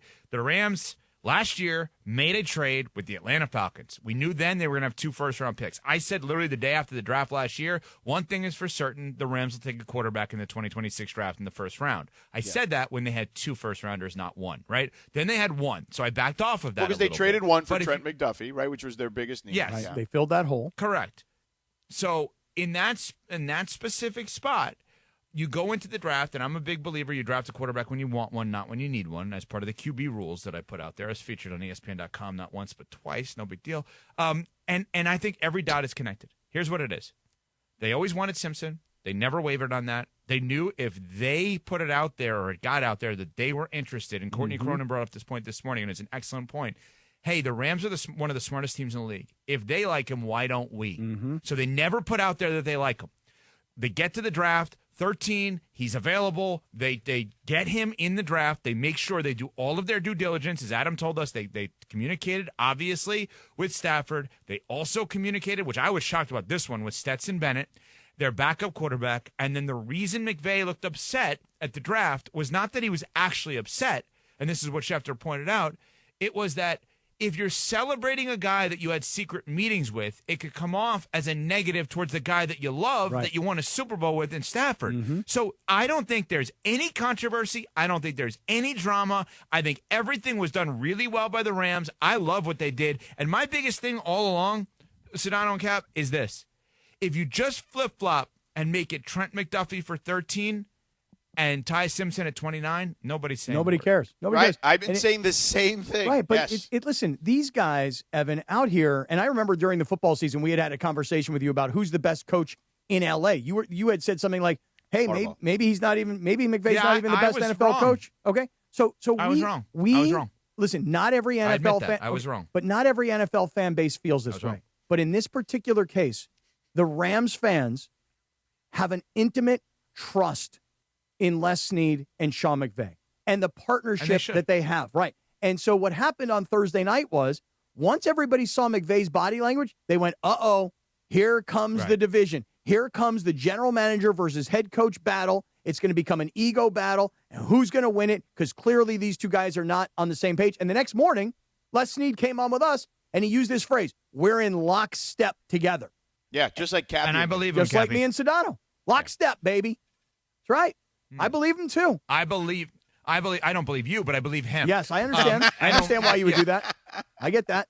But I think in that spot, there is no evidence otherwise. And the Ty Simpson interview on Amber and Ian, I cannot stress that enough, explains everything retroactively. And then Schefter's further explanation today connects so many dots that there is no mystery. Yeah. Now, if you want to debate this, I don't even think there's a legit debate. I mean, okay, you could have one, but I don't buy into it as to, oh, my God, they should have used that pick on someone else because that someone else would have helped them win the Super Bowl. Because I think if you thought the Rams were going to go to the Super Bowl on Wednesday of last week, you still thought they were going to go to the Super Bowl on Friday of last week. Like, nothing changed in my mind in that regard. The only thing is whether they're right about the player. And based on the track record with these two guys in that organization, you should believe they got the player right. And what you should also believe is that while the Green Bay Packers are not perfect by any stretch of the imagination, they are the model for never really being bad, right? Because they always have a quarterback. And what the LA Rams now will likely have is from Goff to Stafford to Simpson, we're talking 20 to maybe 30 years of legit QB1.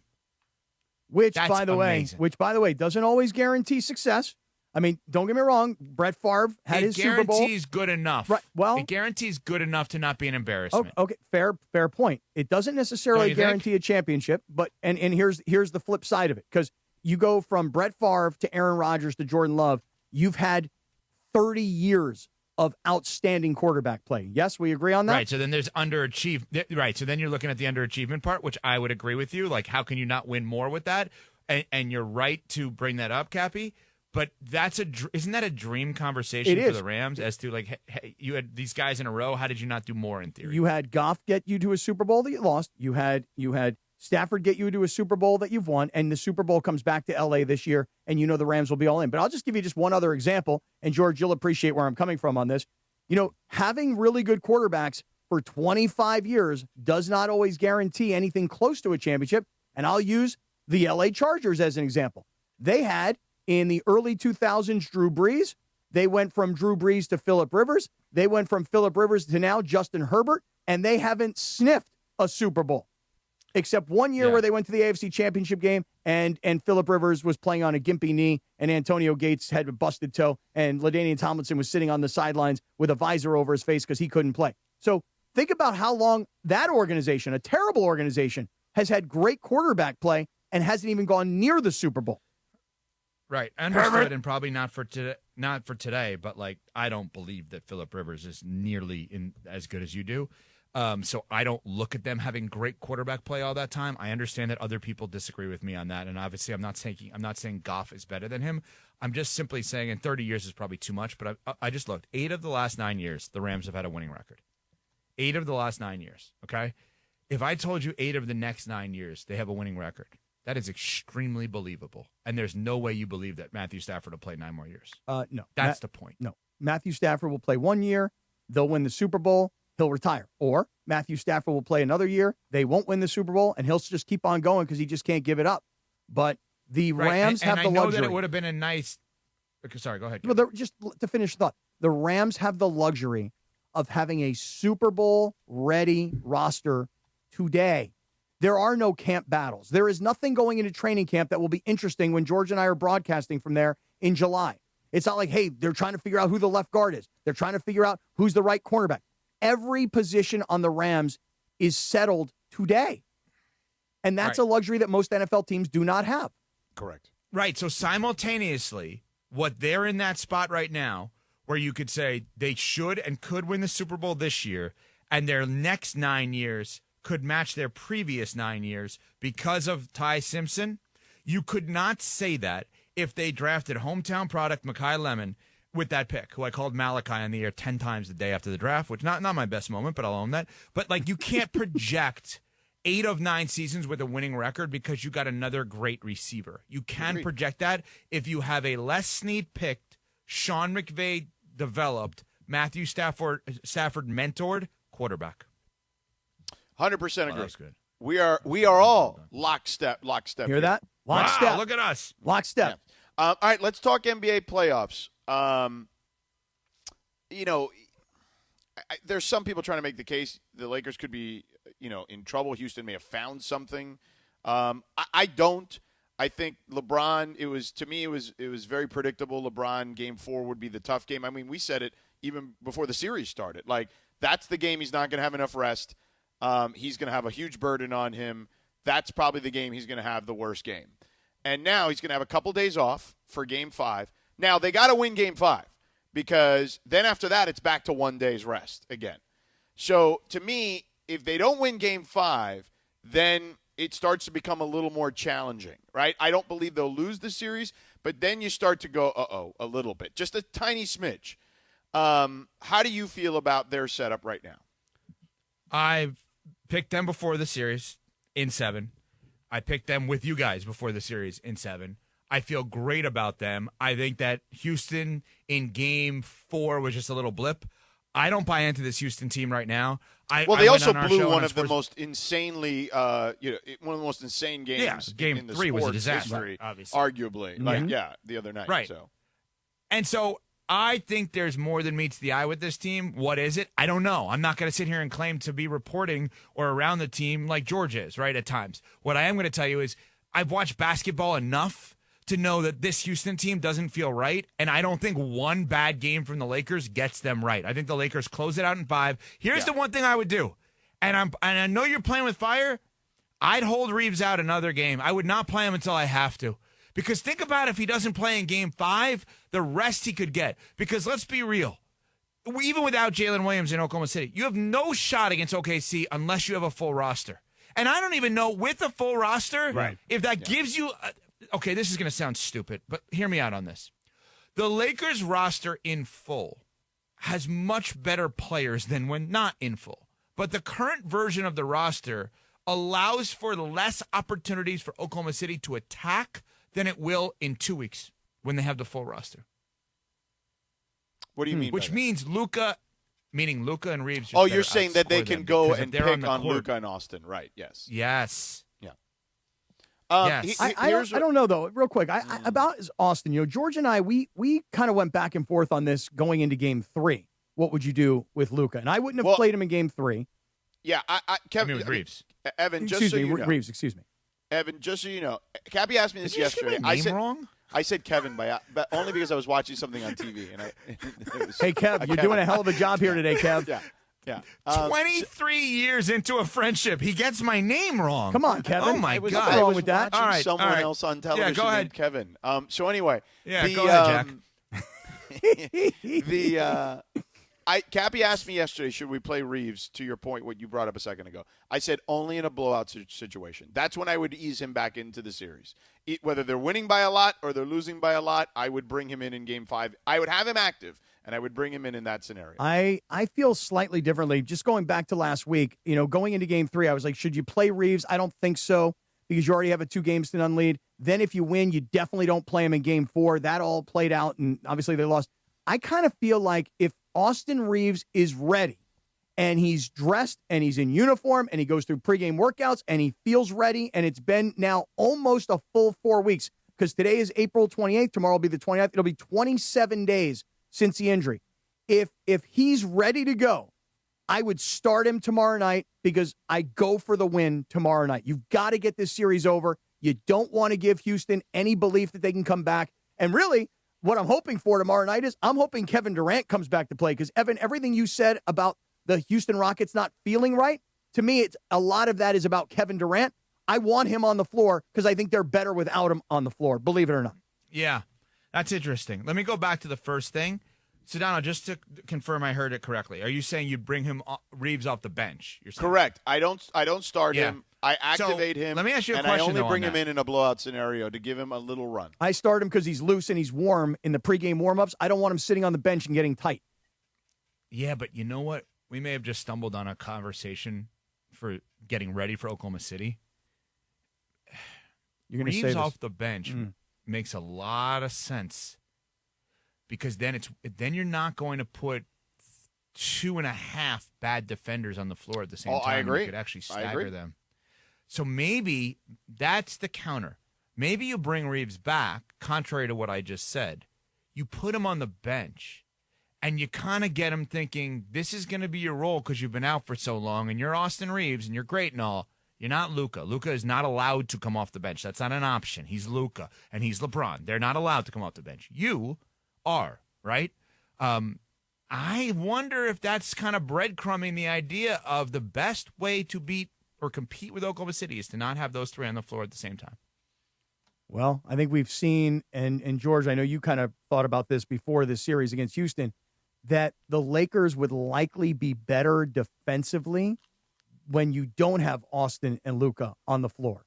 And that has proven to be true. Because the conversation was, what are they going to do? Because when they played Houston in those back-to-back games earlier in the season in Houston, and they won those 2 games, it was because of the way they had attacked Kevin Durant when he had the ball up at the top. So that we were like, well, how are they going to do that when they don't have these 2 guys? And George, you then said, well, without those 2 guys, they probably have better defenders on the floor anyway. So, Evan, it's not a bad call. I'm just saying that for Game 5, if Reeves is ready to go, I'd rather start him because I don't want him to get loose and warm and get a lather going in the pregame, and then he has to go sit down and get cold. I'd rather just start him and see how he does. That's my thought on Game 5. You're thinking, and you're right to think only about Game 5, all in. I guess what I'm thinking about is they've won this series already.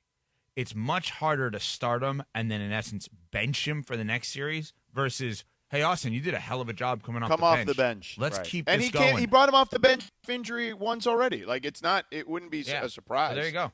Yeah. So when he was hurt the last time, he brought him off the bench for a couple games. So I do think, Evan, you may be onto something for sure. Evan, how come you're not biting on this, by the way? Excuse me, George. Why are you not biting on this? What do you want him to bite on? Every time somebody talks, I give you like a little bit. Do you not hear this, Evan? No. Yeah, what are you doing with that thing, by the way? So I guess earlier the today. Mike Tannenbaum thing? Yes. Oh, my God. Thank you. I mean, come on, Oh, my God. man. You know what, Cappy? Great job. I thought you had like did a any protein of you back shake there in hear there or this? something. Yeah. Nobody here heard this. Okay. We couldn't figure out what was going on. Mike Tannenbaum joined us at 4:30 Pacific time this morning, former NFL GM. And we kept hearing, Cappy, do the sound. Here we go. He like a had swirling an iced sound, coffee yes. with him. And every time Courtney Cronin and I spoke, he took the time to go to a blender and just shake everything around. And it was awful. And it was brutal, the sounds. And Courtney couldn't figure out what it was, and she gave me a look. And I looked at and I was like, uh-oh, what did I do? I texted her mid-show. I was like, are you okay? She's like, yeah, why? Because she was giving me this dirty look, and it was all because of Tannenbaum's ice shaker thing that he had. Right. And then she decided to tell you later in the day, well, it's just because the brother needs to wet his whistle. And you had never heard the phrase wet your whistle when it comes to kind of keeping your throat kind of clear, you know? Yeah. I knew wet the whistle. Seemed like an odd phrase. Wet the whistle. Don't people wet the whistle? Or wet the beak. Evan, how about just get a drink of water? That also works. That's fair. Tannenbaum looks like a guy I want to share a bratwurst with. Oh, yeah? Yeah. You, him, and Tannenbaum? Pat, huh? Yeah. All the Italian brothers. Tannenbaum. Mike Tannenbaum, Irish. Yeah. Right. I did an NFL game with Tannenbaum. I unplugged myself. We had a blast. He was really good. Yeah. All right, there we go. Now I'm back. So, Evan, I know you got to go here in just a moment, but does it? By the way, the pipe in Bristol is fantastic. Right. Yeah, Doesn't this feel good? Not The what? driving and hear the pipe. Yeah. Are you going to get breakfast tomorrow now? No, I'm back in New York tomorrow, and they don't give it to me here in Bristol. We got to figure out how when you're in New York, we got to figure out the timing to where you can get back home and be on Big Pipe with us. You want big pipe? Well, I could do it at 7 a.m. your time. Well, we could do it used right to do after that, the but then show. Sedano 3 out Well, of we that start thing. the show at Yeah, 7. Yeah. You realize that. Yeah. 7:02. No, I'm aware. Yeah. Well, 7:03 if it's a I'll do big from open. 7 to 7:02. Yeah, it just depends on how YouTube. big the open. Sometimes 7:01:40. Yeah, 6:55 if we hit the mark right. Well, we All didn't right, hit the mark I right think today. I got to go. What were you going to say, CMM? That was it. We got to figure this out? What are you doing in Bristol, by the way? Oh, he's trying to get Cappy that new contract. Well, we appreciate that, Ev. Thank you. No, seriously. Like, keep what are you getting doing cut there? off. I mean, I was there a couple months ago for like a quick in and out meeting. Are you there for meetings?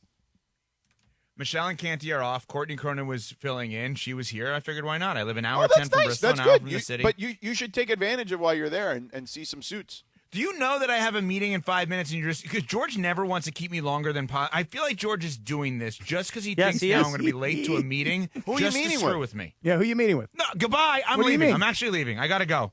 Say hi to Dave Roberts for me. Oh, wow. Wow. That's not who I'm meeting with. Wow. Well, I'm just saying, say hi to him if you see If you him. happen to run I into him in the love hall. it. Yeah, a lot of people run into people in the Right. halls there. He's walking in uniform in the hall. He's got his Dodger uniform on. You're like, hey, Doc, what's going on? Say hello to the guy.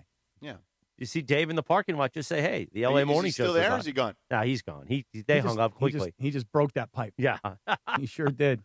8:26 in the morning on a live imaging Tuesday presented by Providence. It's a big place. He's got to like now run across campus probably to go. The see 8 whoever o'clock he's at. hour now on the Sedano and Kap Morning Show, brought to you by Angelica's Insurance. Every team needs a strong defense, and Angelica's Insurance has got you covered. From auto and home to business and life, they build a plan just for you. Even DUI and SR22 coverage to get you back on the road fast. Visit angelicas-ins.com for a free quote today. That's angelicas-ins.com for a free quote today. All right, gentlemen, I hold up the picture. A beautiful man is Evan Cohen, but so is the great Jacob Emrani. God, those teeth are so white. I want my teeth to be so white like that. I got those yellow teeth from coffee. I mean, they are big and bright Yes, they and are. white. Yes, There they is are. no doubt about that, man. Jacob and Ronnie, man.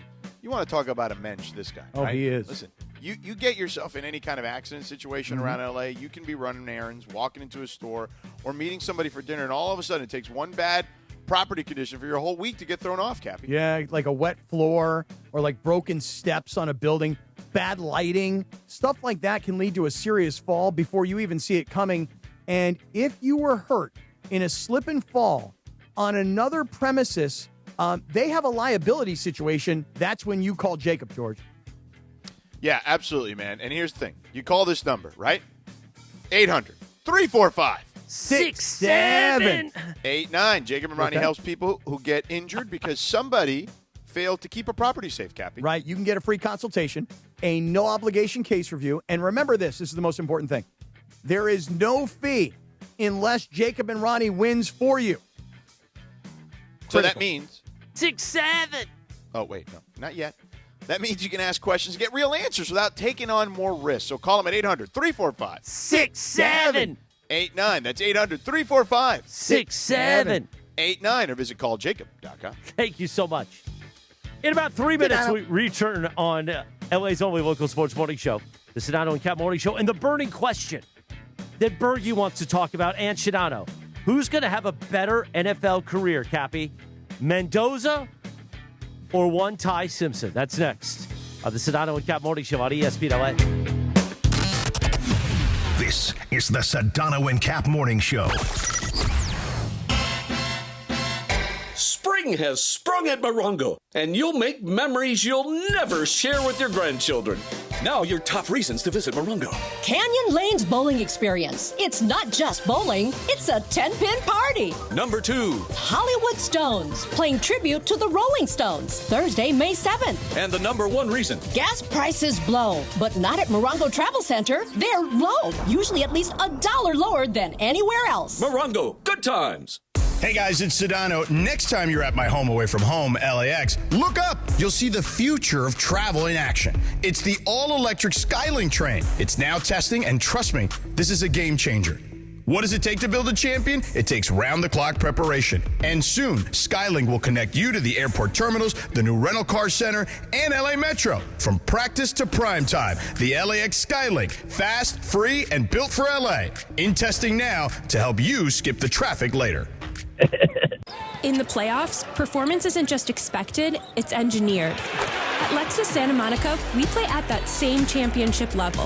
Whether it's the precision of the RX or the pure power of the LC, every vehicle is a masterpiece of performance. Visit our historic showroom, a Santa Monica landmark, and experience a lineup that's as legendary as the game itself. See Matt Unger and the team to elevate your drive. Lexus Santa Monica. In Santa Monica, on Santa Monica. Experience amazing.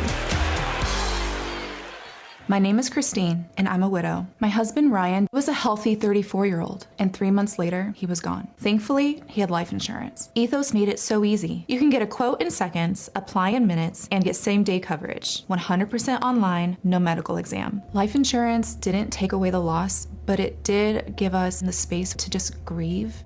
Get your free quote at ethos.com/game. Ethos.com/game. Paid spokesperson. Time spent on application may vary. Online health questions required. Evan Cohen here. PayPal is now the official peer-to-peer payment sponsor It's of the Kivoso. NFL, which means all the money moments that fandom creates, whether splitting tailgate costs or chipping in on tickets and game day food between friends, are covered. Wherever the game is played or watched, PayPal moves with fans. You can send money through text, email, or directly to your friends with eligible accounts on Venmo. Just download the PayPal app, share all the moments that matter. Account with PayPal is required, not available in all regions where PayPal operates. Mornings on ESPN LA will never be the same. I haven't decided if I'm going to coffee up or if it's time for me to whip. No, don't do that, Cappy. Sedano and Cap have taken over Morning Drive. Okay, Don't do the semantic stuff with me. Well, back to the guys.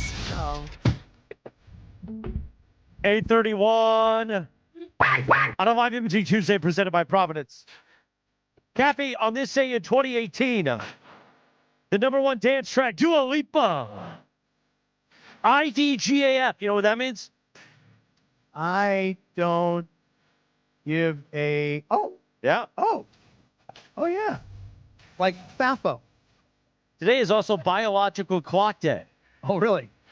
Yeah. How's yours doing? You doing all right? It's ticking like this. Yeah. Mine? Yeah, good pull, yeah.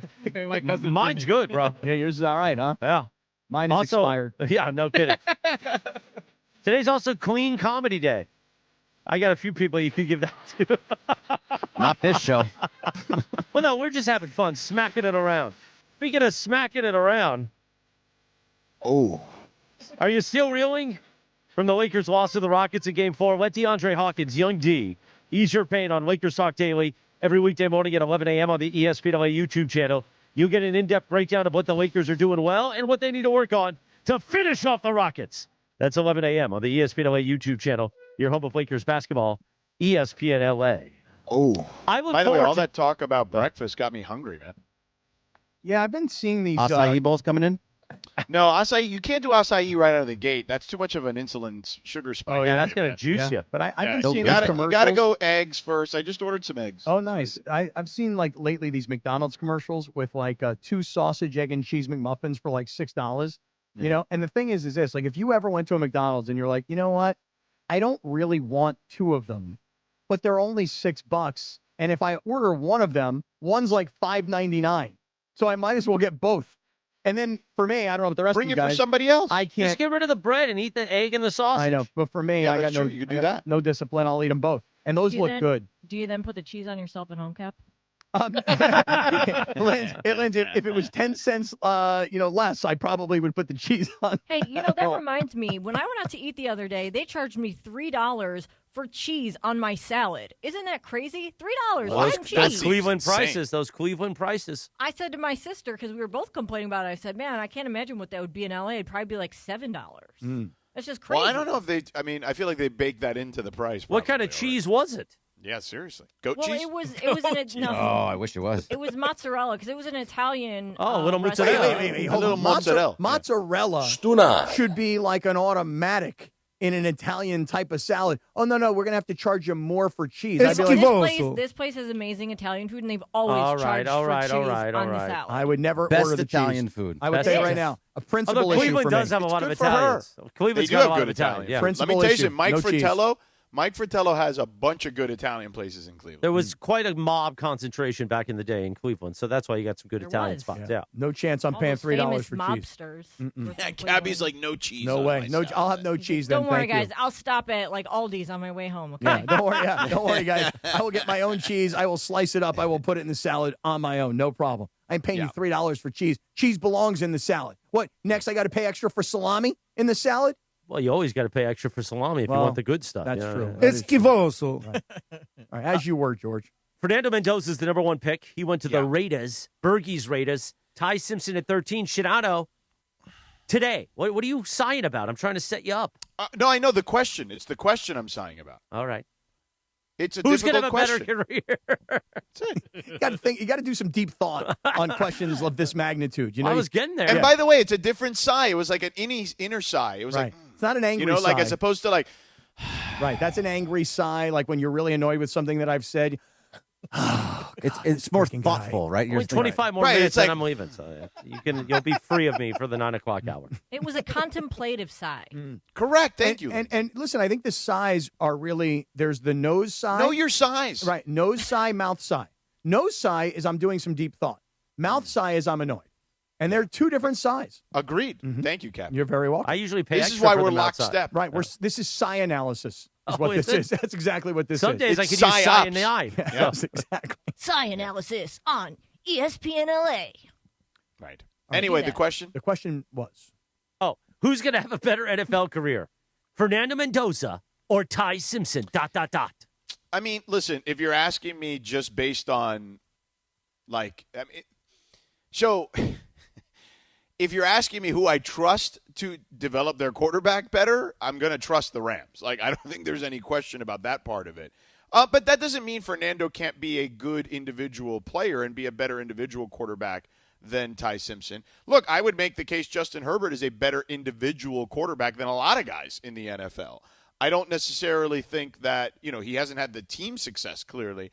Now, I also don't think Fernando Mendoza is Justin Herbert. I don't think Fernando Mendoza was Drake May or Caleb Williams. I had been very steadfast in saying that even during the college football season. I was very steadfast in saying that.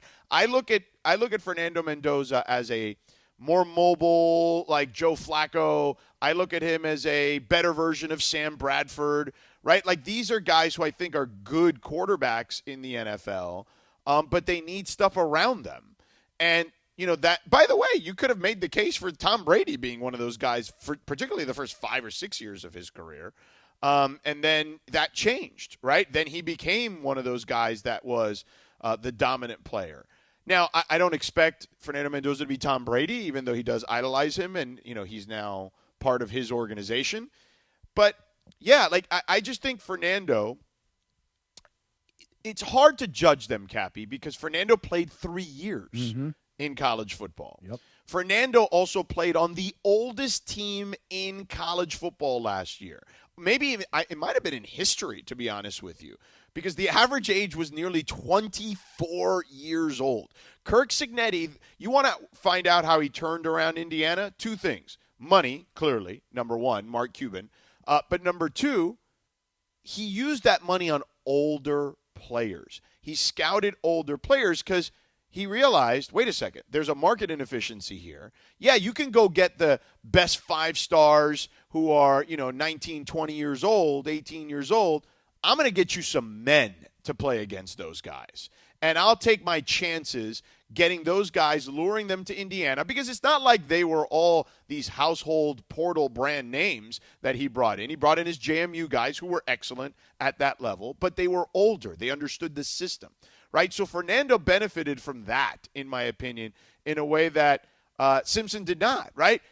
This is not Nick Saban's Alabama team. They had the worst offensive line they probably have had in 20 years there. They couldn't run the damn ball. There was a lot on Ty Simpson's shoulders. And, oh, yeah, he only played 15 games. This was his first real season of playing football. So I don't think it's an apples-to-apples comparison, even with their college numbers. But that in itself leads me to believe I like Simpson's ceiling a little higher than I do Mendoza. While Mendoza has a much higher floor, in my opinion, I believe Simpson has a higher ceiling because we still don't know. There's a lot of unknown to Simpson. Whereas with Mendoza, he's more of a known commodity. All right, so before we answer this question, or at least before I give you my response, which, by the way, very good job by you, Bergie, I'm curious to hear what you think, because we've got a guy who's drafted by the Rams, and everybody knows the Rams, their coaching staff, their system, etc. And then you've got the Raiders, and we know about their history, and we know about constant coaching changes. So you've got 2 first-round quarterbacks. The Raiders get the number 1 guy, far and away the number 1 overall pick in the draft, and the Rams do what most draft experts thought was a reach. We've now heard the story play out. Bergie, to you, and then I'm going to adjudicate the 2 of you guys with my answer. So to me, I just have to go by what I know. So I know measurables, I know head-to-head matchups, I know things like that. So with Fernando Mendoza, I know he's 6'5", he's 22 years old. Right, but they're not the head-to-head matchup. Hold on. Head-to-head matchup is not necessarily quarterback versus quarterback. They don't play against each other per se. No, you play against the other team's defense. Correct. But also, so that's kind of like you throw that kind of out the window. Okay, Bergie, your one argument has now been thrown out the window. So drop the head-to-head. I don't want even to, though though, I was adjudicating. Okay, go ahead. Use the head-to-head. I mean, it's not really like applicable, but go ahead. Well, it is in a way because how Ty Simpson did against a good defense in the college ranks is going to be you're moving up to the NFL where they're going to be much, much better. All of those guys, the best of those guys and the best of other teams' guys are going to be your NFL defense. So he fell apart. He was pulled out of the game against Indiana because of that. He was not able to play. He played he only had 100 yards, less than 100 yards passing, I think. So he's also a smaller guy. So measurables. Mendoza is 6'5", a more prototypical quarterback. He's a strong dude. He has mobility. You saw what he did in that game against Miami where he scored a touchdown all by himself at the end of the game because he did it off of pure will. That, to me, shows that he's a leader and he wants the ball in his hands in the biggest of moments. Again, this is not a knock on Fernando Mendoza. I love the kid. I want him to succeed. But he had, right, I mean, that play, sure, but you're taking one snapshot in a game where, again, he had one of the better offensive lines in the sport. He had an incredibly old team. Like, I don't think those things are small things that you're summarily dismissing. They're not small things. You're saying I'm summarily dismissing. I'm not dismissing it at all. I'm just saying these are what my reasonings are for why I think that Mendoza is going to be the better quarterback. Okay, so listen, let me just say one thing, George. Your point about guys being older and what Indiana did, that's a really good point. And it's something that I think we're going to see a different trend in the NFL going forward. Just to give you an example, the Rams at number 3 took an offensive lineman out of Missouri. His name is Keegan Trost. Yeah. I didn't know who he was before the draft. Yeah, he was an FCS guy who went to Missouri. This is a guy who played 7 years of college football. Right. He's 25 years old. Mm-hmm. Why would you know how like sometimes when a quarterback played a little bit of baseball and he comes into the NFL and he's 25 and people are like, well, he's already too old. You see, for an offensive lineman, you'd actually rather have a guy 25 years old because he's got a grown man's body. Right. Rather than a 21-year-old or a 22-year-old who's still growing into that body. You got 3 years of answer. So I think you're going to start to see a lot of older guys get drafted. That's just an opinion. Well, and the NIL keeps guys in longer. We've seen it already with basketball, and we're seeing it with football for sure. So let's just go back to the Mendoza thing for a second. Your point is made on me that he played with an older team. However, here's a point, Bergie, to think about. You ready? On the other side of things. Mendoza showed up at Indiana and played 1 year. He didn't have 4 years there. He didn't sit for 4 years and play a year. He showed up and played 1 year. And by the way, he did it with essentially all new teammates, right? I mean, it's hard in the NFL to say, hey, we got 10 different free agent guys, and we think on paper we got the best team. But guess what? They don't, because it takes a long time to put a team together. Think about what Curt Cignetti did at the worst Division I college football program in the history of college football. No exaggeration. In 1 year, he got a quarterback to transfer from Cal who energized the program along with the coach, and they had a lot of good players, and some of them were older, but in 1 year, they went all the way. He won the Heisman. They won the national championship. Now, if you want to talk about individual plays, I'm with you. The play in the national championship game where he scores that touchdown and he will not be denied, that play says to me this kid's all heart. But I'll go back earlier in the season. They were playing at Penn State. Remember, Penn State had fallen apart. Remember, fired their coach, James Franklin. Started with UCLA. That's right. They fell apart, Penn State. But Penn State still had quality players, if you recall. They just fell apart as a team. Well, Penn State was on the verge of ruining Indiana's entire season. And at the end of the game, Mendoza makes a throw, and I don't remember the kid's name who was on the receiving end. I think he was also drafted, but somebody would have to remind me of the name. This kid it was a spectacular throw. It may have even been an actually better catch. It was Omar Cooper. Yes, and got his toe down in the back of the end zone. There are many plays throughout the year where you would look at Fernando Mendoza and go, that guy's going to make for a great pro. The reason that we're even having this debate, I think, is because most of us would believe that Simpson's got the better chance because he's got the better organization and the better coaching staff, the more proven coaching staff. But I will tell you guys this right now. I've heard your argument, Bergie. I've heard your argument, George. Well, I got something on Simpson, too, but go ahead. I would just say this. Today, I will take Mendoza to be the better of the two quarterbacks. I love it. So what I also want to know about Simpson, Sedano, is that Stetson Bennett has been in this organization under Sean McVay for a good, 4 years now? He's been here for quite some time. Couple of years. Yeah, a couple of years, 3-4 years. I'm not sure exactly how many. 7. But he's not becoming that next great quarterback. And also, McVay said that he's going to have to compete with Stetson Bennett for that backup job. Uh-huh. Are you saying that they haven't developed They Stetson did Bennett? not. They did not develop Stetson Bennett. Well, okay, timeout, though. Hold on. Well, what are you talking about? They've developed Stetson Bennett to be – Stetson Bennett had zero – let me tell you something. Any other organization drafts Stetson Bennett is selling insurance right now, okay? Stetson He Bennett could work for Angelica's, by the way. She's amazing. Angelica's incredible. She looking? Yeah. And by the way, I was a huge doubter of Stetson Bennett a couple of years ago. And look, Cappy and I remember DeMarco were trying to make me think like he can become like a real player. And I don't think he's like a starting caliber quarterback. But if you told me like in a pinch you needed to at least have a guy, get you through the end of a game, like, yeah, he's developed into that. He's my height, for God's sake. He's barely taller than I am. But I don't think Ty Simpson's that much taller than you either, though. But you say Stetson Bennett much wasn't taller than me. I stood next to him. But you say he wasn't developed. He was developed. He was developed to be a backup emergency quarterback. And by the way, he was developed for 3 or 4 years under Matthew Stafford when there was no expectation that anybody other than Stafford would play. The reason that they're going to develop Simpson quickly, a year, maybe 2, because he's a much higher ceiling than Stetson Bennett as a pro quarterback. And you have a shorter amount of time with Stafford now. There was never a time where they ever thought Stetson Bennett was going to be the quarterback of the future. Right. No way, there's zero thought to that. See, I was with you, Bergie. I was with you on Mendoza, and then you brought in this whole Bennett. You probably should have just let that one summarily dismissed Sedano. I mean, I just think if they're going to make him be such a great quarterback, Simpson's going to turn him into something great. They would have done it with a 4th-round quarterback in Stetson Bennett as well. What? What? But quarterbacks. It doesn't really matter what round you're drafted in. Yes, anymore. it does. No, it doesn't. Okay. Yes, Brock it does. Purdy was Mr. Irrelevant. Okay, yeah.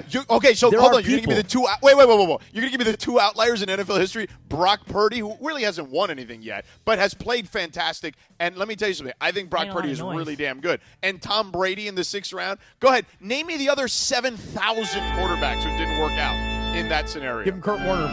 We can talk a lot about first-round quarterbacks that do not work out. Give me the outliers. Give me undrafted I would free love agents. to play cards with you if you want to play the outlier scenario every single time. There's plenty of first-round quarterbacks, a lot of first-round quarterbacks that do absolutely nothing. Yeah, Greg, 50% hit and miss. Yeah. It's literally a coin flip. But you want to know how many miss in the 6th or 7th round or 4th round? Way more than that. A lot of them do. Well, those guys aren't misses necessarily, right? Because nobody ever expected them to play. Nobody expects anything of them. Right. Like the chances of a 4th-round quarterback becoming a starter in the NFL, I would guess, are in the single percentile. It is low. I mean, look, Stetson Bennett had a brilliant college career. He overcame a lot of odds, but nobody ever projected him to be a starting quarterback in the NFL. So when you say that he wasn't developed, I would disagree with that by saying he's been developed enough to be trusted to be on this roster, and they may need him as a backup this year. Right. By the way, they had a guy a couple of years ago. Remember the guy, John Wolford, the Wolf? Yeah. Yeah. I mean, he played great. That guy was Wake Forest. He played at Wake Forest. He didn't play at Georgia. He was a guy who played at Wake Forest who nobody had any idea what he was capable of, and won a playoff game for them, if I recall correctly. Playoffs? Exactly. You think Avner's got baby powder in his office? I forgot to powder 100%. up. Oh, no. Forgot to powder up. Abner probably has like a big bowl of like dried fruit on his desk and like baby powder. Really? But he probably doesn't use it the way you use it. He probably uses it kind of way more like LeBron uses it. You know, like throw it in the air at me? Okay. Yeah. 8:49. The Sedano and Kap Morning Show on a live imaging Tuesday, presented by Providence. Listen, April's coming to an end. Have you called LifeSource Water? 800-WATER-99, LifeSourceWater.com. Do not be a city water sleazeball. Don't be a city water schivoso. Esquivoso. Exactly right, Pepe. We know how LA water is. It's filled with chemicals and chlorine. That's exactly why I got a LifeSource whole house water system. You should do it too. 800-WATER-99, LifeSourceWater.com. John Ireland and I have done it. And we've been telling you, for the month of April, you got to call LifeSource Water, 800-WATER-99. Ask for the ESPN LA special. Bam! You'll get $500 off, plus free installation for new customers. But you have to ask for it by name. The ESPN LA special. LifeSource Water, it's not just better, it's essential. The offer ends April 30th. Warranty limitations apply. 800-WATER-99, LifeSourceWater.com. Do not be a city water sleazeball. Esquivoso. Exactly right. 8:50 in the morning. We'll come back. Shams has got Austin Reeves news. We'll try to squeeze that in before the top of the hour break. Next, in 2 minutes on the Sedano and Kap Morning Show. The Sedano and Kap Morning Show. Waba Grill is an LA original, so we've got to keep it real. Real fresh with our Asian-inspired menu that's grilled to order every time. Real quality with our marinated proteins like hormone-free chicken, ribeye steak, wild-caught salmon, and shrimp. Head to Waba Grill for $5 happy hour, weekdays after 3 p.m. and try our new chili crisp dumplings, paired with a premium or beverage drink, like our delicious Thai tea, both for only $5. Only at Waba Grill. It's for you. Hey guys, it's Sedano. Next time you're at my home away from home, LAX, look up. You'll see the future of travel in action. It's the all-electric Skylink train. It's now testing, and trust me, this is a game changer. What does it take to build a champion? It takes round-the-clock preparation. And soon, Skylink will connect you to the airport terminals, the new rental car center, and LA Metro. From practice to prime time, the LAX Skylink. Fast, free, and built for LA. In testing now to help you skip the traffic later. Progressive knows sports brings people together, but you gotta feel bad for people who don't even get it. Some people will never know what it's like to see their favorite team's hopes decided by a ping pong ball to draft the next superstar. Or not. I mean, sure, it's silly for your happiness to hinge on the success of a 20-year-old entry-level employee, but you just can't help yourself. The stress is exhilarating.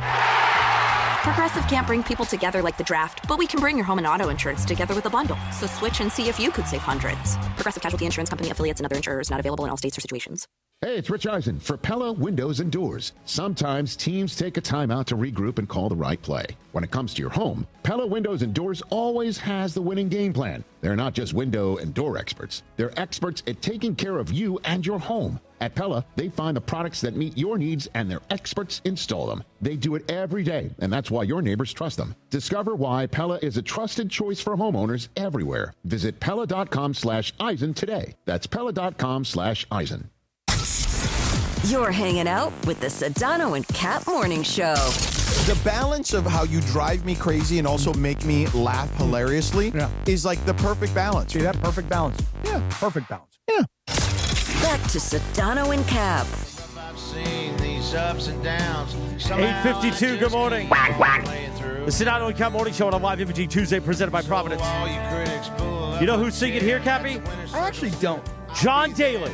John Daly, the legend, turns 59 years old today. He hits it hard, Jack. Hit it hard, man. So far, man. Yeah. Makes you want to take out a driver and just smack it around. That's pretty good. Yeah, we're just a couple of guys messing around. That's what we are. All right, we got an out here in about 2 minutes, and Rich Eisen show coming up at the top of the hour. But Shams has breaking news. Oh. And I believe producer Lindsay Baseball's got the audio in Cleveland. This just in, multiple sources are telling me right now that Austin Reeves and the Lakers are optimistic that he'll make his return to the lineup on Wednesday night in Game 5 against the Houston Rockets. He is about 4 weeks removed from a grade 2 oblique strain. But Austin Reeves has been making great progress over the last 1 to 2 weeks, progressing from one-on-ones to larger group scrimmages with no setbacks. So barring any type of an issue over the next 24 hours, Austin Reeves is going into practice today in Los Angeles with significant hope that he can get back into the lineup. This is someone that, of course, a massive role as a co-star with Luka Doncic on this team. He's turning into a max contract caliber player. And so Austin Reaves on his way back to the Lakers this week. It's a massive boost to this team. I would agree with that. I mean, I think now, I suppose, George, there's the other way of looking at it, which is the Lakers have really found something here through the first 3 games. And obviously game 3 was this, crazy comeback, most unlikely comeback. They were 97% likely to lose that game in the last 30 seconds. But getting a scorer like Austin Reaves back, if he's fully healthy, should be a massive boost. I mean, just if nothing else, you got fresh legs and fresh energy.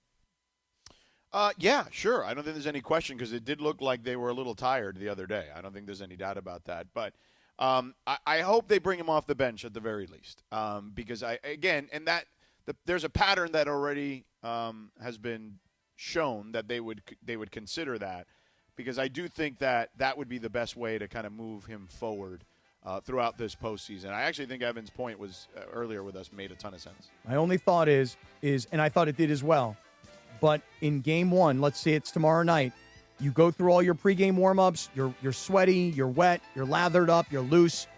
You go sit down, and in real time, let's just say that's 15 or 20 minutes of real time, not game time. That might tighten him up. I'd start him in game 5 if he's ready to go. Well, you pinned me back quite a bit. That's part of the Morning Wood. Thanks to Hernandez Wholesale Flooring. If you're in the market for new flooring, shop at Hernandez Wholesale Flooring, where every day is a deal, no gimmicks. Call 866-624 or go to HernandezWholesaleFlooring.net. No sale beats wholesale. I got to go see Abner God. Hello. The YouTube hour is next, Jack. Hey, guys, it's Sedano. Look, Mother's Day's coming up, and trust me, don't wait until the last minute on this one. Just recently, I took my wife to Burke Williams Day Spa, and honestly, it was exactly what we needed. She loved it. I loved it. It was one of those, why don't we do this more often moments? And right now, Burke Williams has special offers on Mother's Day spa packages across their 9 Southern California locations. Massages, facials, full-on spa days. Visit BurkeWilliams.com and take care of Mom. Burke Williams, ESPN LA's official recovery partner. It's NBA and NHL playoff season, and there is no better place to catch the action than Cosm. Hey, it's Mace here, and you got to get into the Cosm Dome and experience every slam dunk, every goal on Cosm's massive, immersive display, and it's so real, you'll feel like you're courtside or right on the glass. Or head to the hall and catch every game on their wall-to-wall LED screens. Great food, amazing drinks, cocktails. Cosm has got it all. No better place to experience the playoffs than Cosm. For game listings and tickets, visit Cosm.com. I'll see you at Cosm. Are you thinking about refinancing your home for a lower monthly payment? It looked like rates were coming down, only to jump back up when the fighting started in Iran. In fact, mortgage rates have been very volatile with the ever-changing world news. The Loan Exchange has a suggestion. Contact us now and we'll process your refinance application for no charge, including doing an appraisal. You tell us at what rate you'll close with no closing costs at all. When the market drops to that rate, we'll notify you, prepare your closing documents, and close you at that rate in about 5 days. Pretty simple. We watch the market for you so you don't miss a short window of opportunity. If the market doesn't get there, your downside is that you wasted about 2 hours of your time, but get a free real appraisal. The upside is that you get the rate you want. Now that makes sense. So go to theloanexchange.com and apply without cost or obligation. Theloanexchange.com. NMLS 1637539. Loan subject to credit approval. See website for licensing information, loan terms and conditions. Equal housing lender. Theloanexchange.com. Hey guys, it's Sedano. Next time you're at my home away from home, LAX, look up. You'll see the future of travel in action. It's the all-electric Skylink train. It's now testing, and trust me, this is a game changer.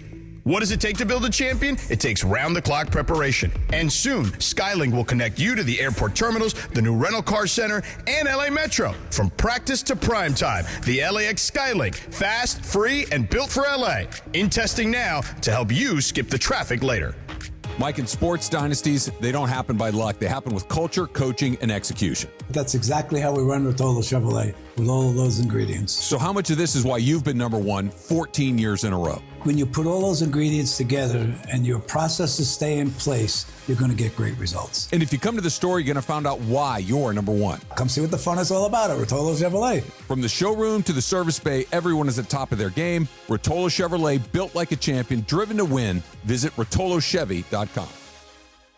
My name is Whitney Allen, and I'm a widow. My husband, Ryan, died. We never thought we'd ever have to use life insurance, but the unexpected happened. With Ethos, signing up was fast and 100% online. You can get a quote in seconds, apply in minutes, and get same-day coverage. No medical exams, and you can get up to $3 million worth of coverage. I am grateful we were prepared. Get your free quote at ethos.com/play. That's ethos.com/play. Paid spokesperson. Time spent on application may vary. Online health questions required. Evan Cohen here. PayPal is now the official peer-to-peer payment sponsor of the NFL, which means all the money moments that fandom creates, whether splitting tailgate costs or chipping in on tickets and game day food between friends, are covered. Wherever the game is played or watched, PayPal moves with fans. You can send money through text, email, or directly to your friends with eligible accounts on Venmo. Just download the PayPal app, share all the moments that matter. Account with PayPal is required, not available in all regions where PayPal operates. The home of USC football, and now the home of The Rich Eisen Show. Weekdays 9 a.m. to noon, KSPN Los Angeles, a Good Karma Brands radio station. Previously on the Sedano and Kap Morning Show. It's freaking awesome to see LeBron throw a ball to Bronny and have Bronny not just dunk it, because the dunk is what you thought he was going to do. It was the left-handed layup from underneath the basket on the opposite side of his body. That was a great, great athletic play by Bronny James. Way to go, young fella. Proud of this kid, man. Really am. I agree with you. Listen, I tried to tell you guys. You guys mocked me when I told you he was balling out in the G League. And you guys are like, the G League. The Sedano and Kap Morning Show is on the air. Also, today is National Gummy Bear Day. Hey, you should be celebrating. Why? Because you love your gummy bears. Hi, this is DeAndre Ayton of your Los Angeles Lakers. This is the Sedano and Kap Morning Show. I'm going to get a pair of those green pants. Those are nice. Those are nice green pants. By the way, remember when I got those Cozy Earth green pants? Yeah, those are good. Yeah, but I never can find that pair of pants. I don't know where they went. Oh, really? Yeah. Those are Lululemon, Cap. Oh, yeah. The Lulus are good, but I will just tell you this, and I think Chris will attest. I'm a Cozy Earth guy. Cozy Earths are better. They're I don't know if they're better. I think so. Cozy Earth is more built for my body. But does Cozy Earth look good with like a suit jacket? Oh, yeah. The biggest show in ESPN LA history. So, for example, let's say your waist is a 35 or a 36 or whatever it is. Who's at 35? I don't know. What is your usually waist? they're even numbers. No, but that's the beauty of these Cozy Earth pants is that usually I'm a 36, but when I got the Cozy Earths, because of the elastic waist, you can actually downsize to a 35. A little sabor? Yeah, I don't think people like being called hacks. You're the widow on the radio. Giant Mexican, horn section. And Did you have me on your show to berate me? Is that what you're doing now? give me a freaking break. I'm reacting to Art Bell. Yeah. Midnight in the desert. I'm Art Bell. Scott Kaplan, eat a fat one, bro. The Sedano and Kap Morning Show on 710 ESPN. The all-new ESPN LA app and on YouTube at ESPN Los Angeles. We're bigger than U.S. Steel. Wow, that's crazy. Well, you want to Bit boy. Right now. Monstrous. Beto, I don't want to eat that. We did it, Dad. We did it. You were riding high on the stinger last time. Oh, big time. Right, that's right. Of course we were. So, mongrels, stay tuned. As the young kids will say, lit. Wow, Berg. Wow. Yeah. Boom, ba-da-ba, ba-da-da, digga-da-doom, ba-dum, digga-da-digga-da-doom, ba-dum-bum. Yeah, here it comes.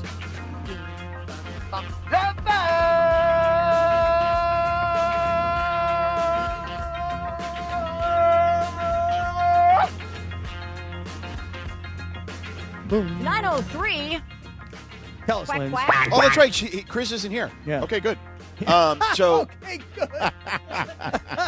Good. Got him out of the way.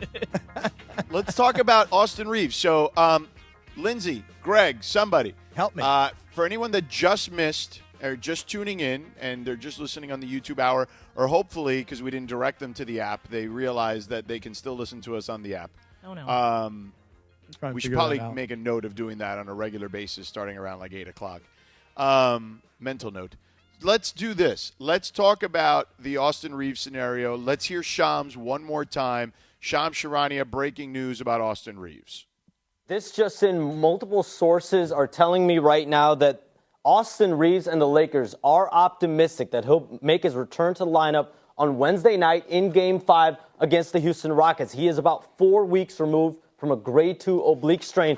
But Austin Reeves has been making great progress over the last 1 to 2 weeks, progressing from one-on-ones to larger group scrimmages with no setbacks. So barring any type of an issue over the next 24 hours, Austin Reeves is going into practice today in Los Angeles with significant hope that he can get back into the lineup. This is someone that, of course, a massive role as a co-star with Luka Doncic on this team. He's turning into a max contract caliber player. And so Austin Reeves on his way back to the Lakers this week. It's a massive boost to this team.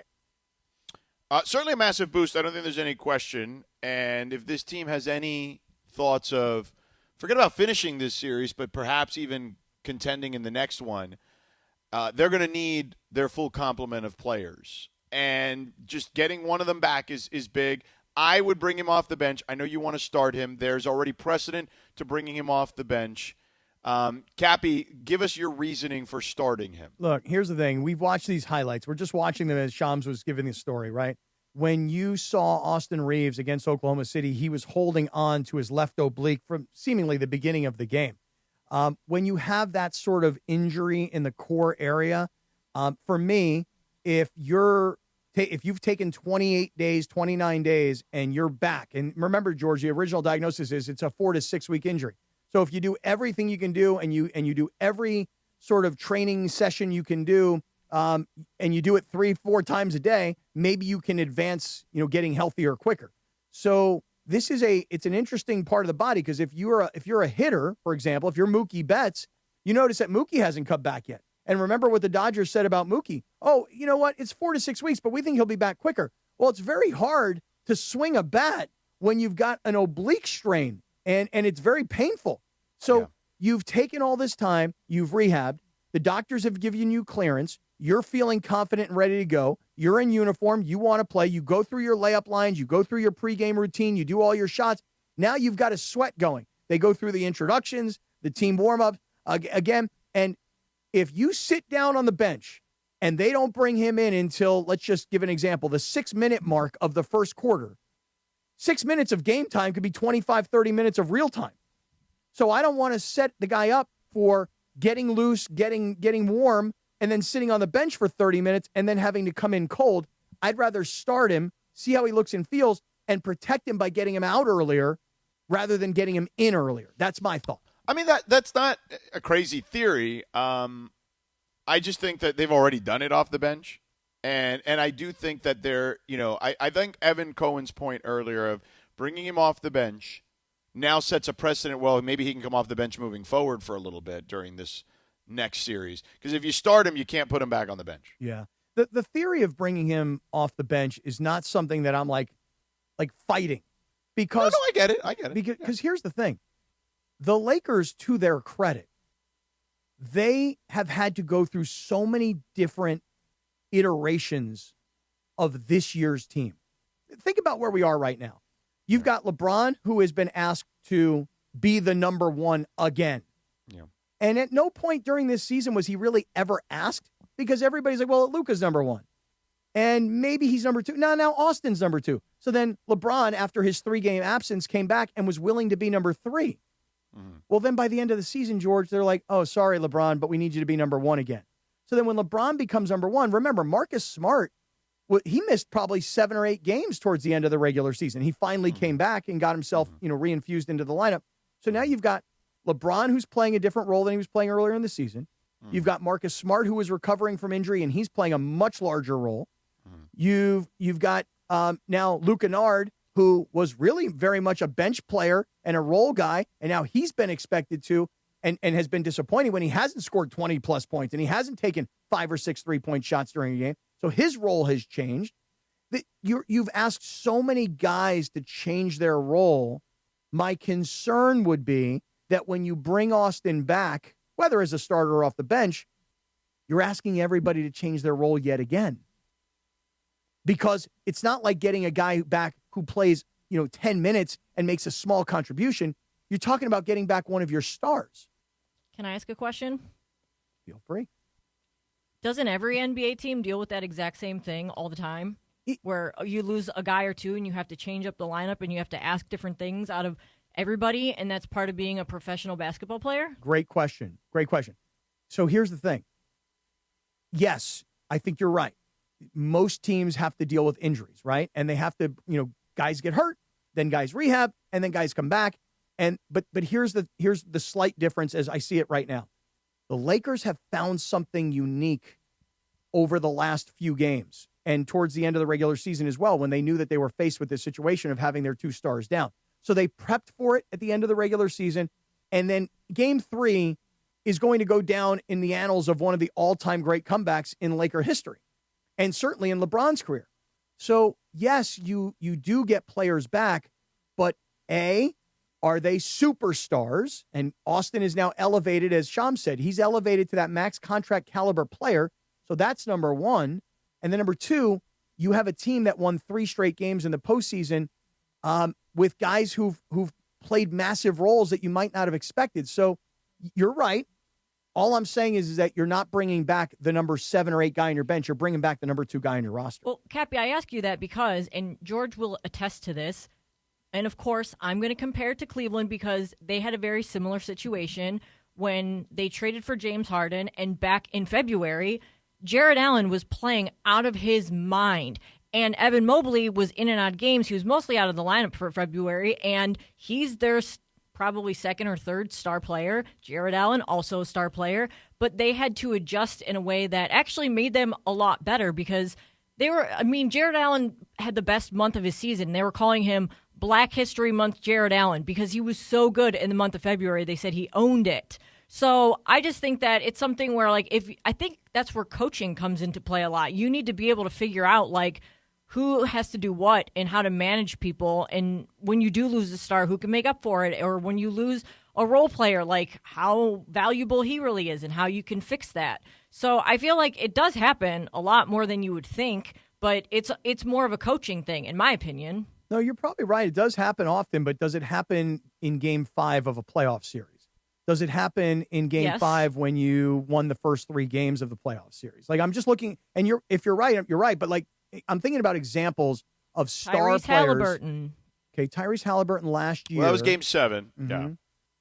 But did he come back or did he just give everything he had in game 7? He didn't miss time before that, did he? He did. In the finals? In the finals I'll give you an example where on a team I was covering. The year LeBron won his first championship, okay, Chris Bosh suffered an abdominal strain, almost the exact scenario that Austin Reeves had. Lower abdominal strain. I don't know if it was lower, upper, whatever with Austin, but similar. Let's just call it, okay. Mm-hmm. And it was in game 1 of the conference semis against the Indiana Pacers. And I'm trying to remember, he came back for the conference finals against the Boston Celtics. And I'd have to go back and look to see when he came back, did they start him? I'm assuming they might have, but this is a much more comparable scenario, right? Because it's a playoff scenario. It's one of their 3 best players, and it's almost the exact same injury. A much shorter recovery time, though. When you think about if Bosh came back, what was he coming back on? 10 days, maybe? If that. No, I'd have to see. Okay, yeah, well, I'm just making the point. Return for the Eastern Conference Finals, playing game 5. Oh, okay. So he went. He may have been gone for 2 weeks then, at least. Maybe even longer. He missed 9 games. Okay, 9 games. Yeah. 18 so days. it was probably close to 3 weeks. Yeah, okay, all right. And what happened when he came back? He they won the title. The first game was rough, but in game start? 7 he had 19 points in game 7 Mm-hmm. and a couple of 3-pointers over Kevin Garnett to win the series. Yeah. So in game 7, and they started him, right? It doesn't say here. Let me look it up real quick. Game 5. Hold on. Game 5, 2012 Eastern Conference Finals. I don't remember off the top of my head. Stand by. Standing by. But if they started him, is it a total comp? Maybe not. Not exactly. Because he's their only big. Yeah. You know what I'm saying? Yeah. That's also different. You know what I mean? Game 5. Here it is. They lost that game. He came back. Let's see. Chris Bosh. Chris Bosh did not start that game. Oh, Played interesting. 14 minutes. In Game 5. Correct. And just do you have his numbers? Like, what did he do in Game 5? Because remember, it's his He first game back. He's been gone was for 3 weeks. Missed 9 3 games. of 8. 3 of 8 from the field. Mhm. 3 of 3 from the line. He had 9 points, 7 rebounds. And did they win the game? Do you know? They did not. They lost by 4. Okay. Game 6, let's see what happened. They won that game. Mm-hmm. They were down 3-2, obviously, in that scenario, Mhm. famously.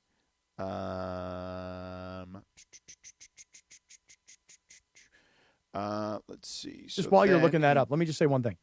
For the Lakers. I got it here. Okay. For the Lakers. He came off the bench again in Game 6. Okay, and that's the one he scored 19 points? 28 minutes. No. 28 minutes. Also 3 of 8 from the field. Yeah. 7 points, 6 rebounds. Mhm. Then, let's see, Game 7. He had a big game, Game 7. Okay. Let's see if he came back and started in that game. That was a home game. And he did not start there either. He Interesting. came off the bench, but did play 31 minutes. Interesting. And they ramped him up. And had 19 points, as I mentioned, 8 rebounds, 2 monster threes, 3 of 4 from 3. Yeah, and to your point, as you're looking up 8 these of 10 numbers, from the field. Yeah, as you're looking up these But numbers. it took him to the third game Right. to look like Chris Bosh Yeah. again, and even then they still brought him off the bench. we can hear like the numbers as you're pointing them out. Played less minutes in this game, scored less points, played a few more minutes the next game, played more minutes the next game, and then finally got back to who he was. And you say missed 9 games, but then it was game 12, missed 9, then play 3. Game 12, which is probably, and I'm just kind of making this math up on the top of my head, probably like 25-ish days, 26 kind of days. I can look it up here. May 13th was the day he got hurt. Okay, May 13th. So let's go back. And this was the Stand conference by. finals? June 5th. Yeah. May 13th to June 5th. Yeah. So it's less than 4 weeks. So in the case, Remember, this was the year that they started the year on Christmas, so everything was pushed back a few weeks. Yeah. So yeah, May 13th to June 5th. What is that? that is like 22 days-ish, 23 days, somewhere in that neighborhood. 3 weeks and so 23 days. Yeah, Yes. 23 days. So look, Austin Reeves, if he plays on Wednesday night, it will be 27 days. Yeah, tomorrow's the 29th. He got hurt on the 2nd.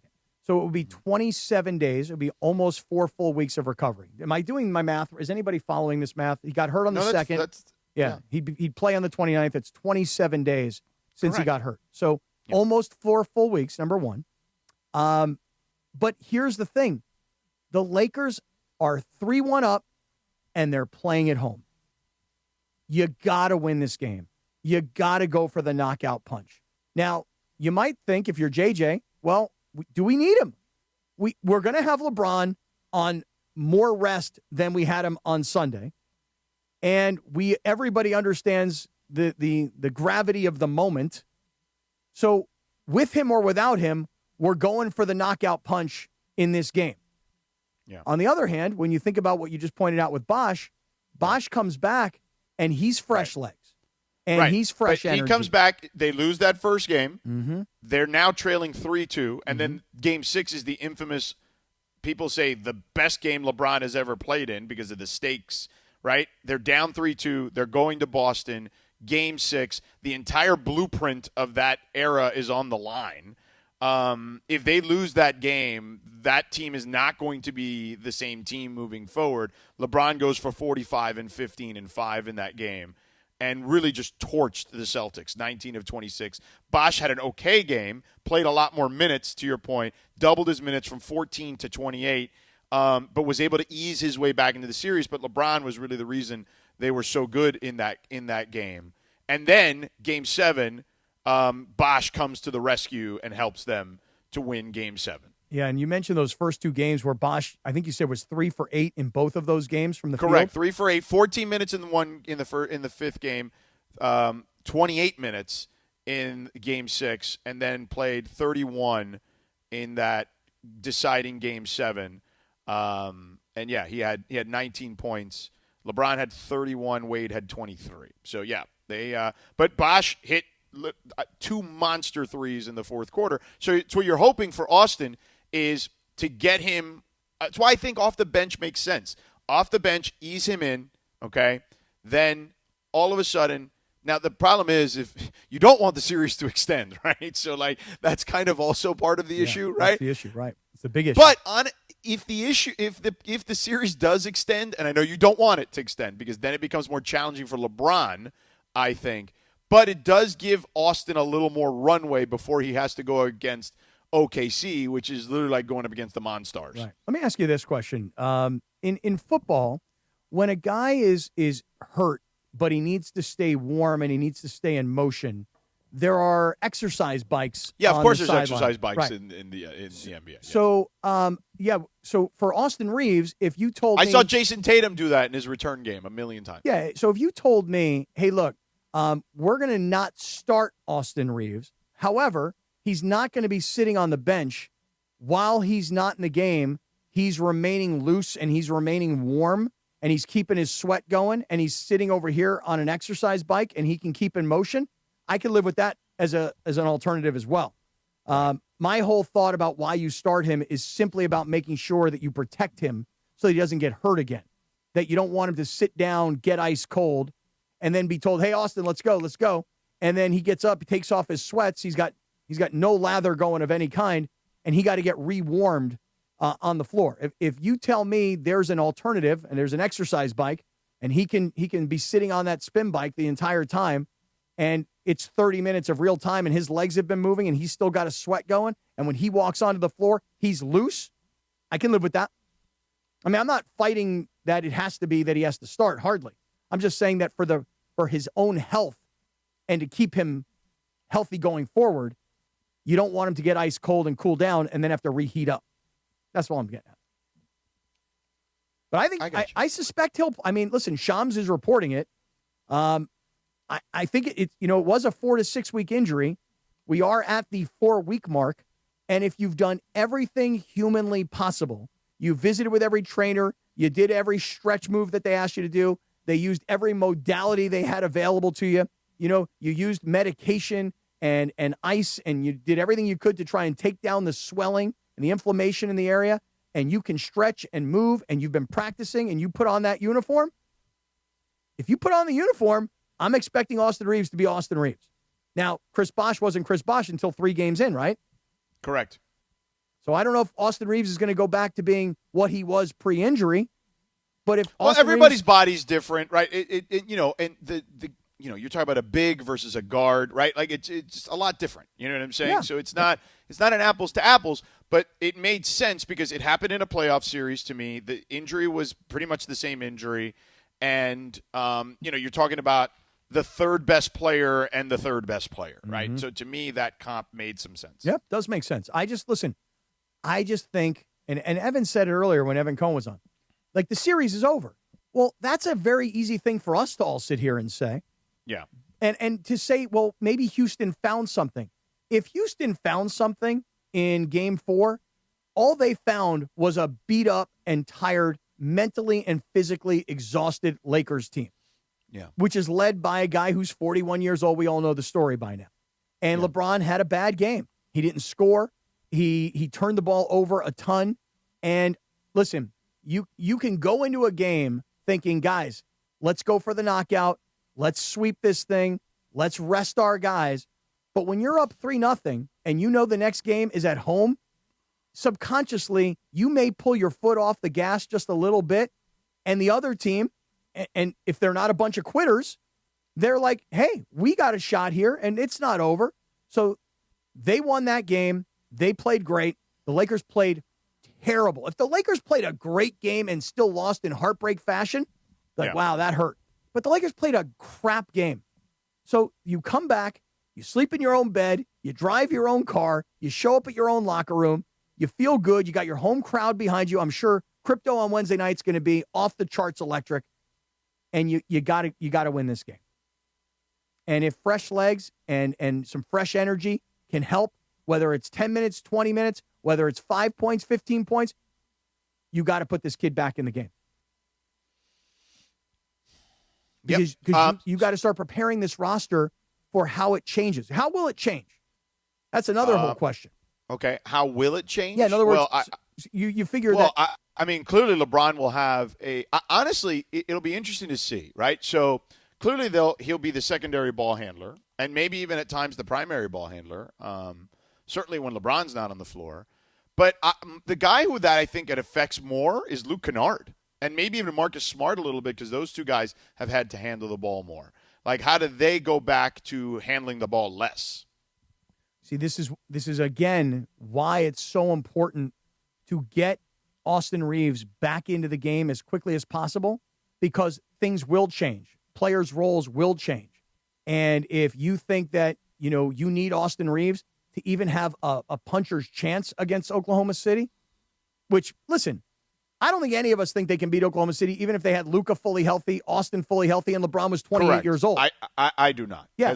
If everyone's healthy, I do not believe they could beat Oklahoma City. But you got to play the games, because you never know when a star is going to fall face first onto the floor and have a concussion. You never know when a star is going to come down and hurt his knee and be gone for weeks. You never know. Or pull a hamstring like Jalen Williams with the OKC Thunder. Or yank an Achilles. And then all of a sudden you see what happened last night as Denver just completely steamrolled Minnesota. You just don't know. So you got to get your guys as healthy as possible. And I'm not saying that your hope is, well, our best chance is if Shea gets hurt. No. But if it happens, it happens. And you've already had to deal with it. So that's their problem, not your problem. Your issue is get my guys as healthy as I can, as quickly as I can. Yeah. By the way, you just reminded me, I don't even know where I'm going after this tomorrow. Yet. And I won't know until later tonight. Give me a rundown of what could happen based on what could happen. So Minnesota lost. So Denver wins. That's good. I need, for me to have another game, for me to go to the next destination, either the Blazers or the Sixers have to win tonight. All right. So so if Boston finishes the series, then it comes down to the game I'm doing. So it literally, I may not know until my game's over if I have to book a flight to the next location. All right, let's play this out. Celtics beat the 76ers. Now, I've already booked a flight back home just in case anyway, as I told you guys. I'm going to have to drive all the way to Austin to do it, which means I probably have to leave the show early, but I will be here nonetheless. All right. So they're all away games for the teams that we want to win. So that doesn't help. If you want another game. Right. I'll be right. I mean, I will do the show here tomorrow, regardless. Looks like a nice hotel room, by the way. It's a nice bed, colorful background. Looks good. Like the headboard. Nice. Yeah, it looks nice. It's a nice hotel. But I will. Right. It will depend on. Right. I will. I've already booked a flight back to LA because I just thought like it's going to be hard for two of these three teams to win, particularly the Philly Blazers aspect of it, because to Lindsay's point, they're on the road. Mm-hmm. So I said, you know what? I'm going to book the flight back home because that to me is the most important aspect of this. I'll figure out how to get to Minnesota or wherever I need to go from there. But if this is over tomorrow and I can just come home for a few days until the next round starts, perhaps on Sunday, I'll take that. So I wanted to put that in play immediately.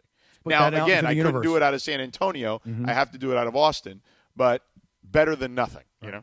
All right, so Celtics, I think most people who are watching this series at all. I mean, they look worse with Joel Embiid. Right. Like, so, I mean, unless Joel Embiid just – they have a better chance if Joel Embiid doesn't play. I don't know if Joel Embiid had an appendectomy and they caught it early and they were able to kind of get in there. And he it's came not back as way too soon. He Right. looked really bad the Right. other night. But I'm going to tell you guys right now. Has anybody here ever had an appendectomy? Anybody ever I had have that? not. Okay. I have not. I had that. Okay.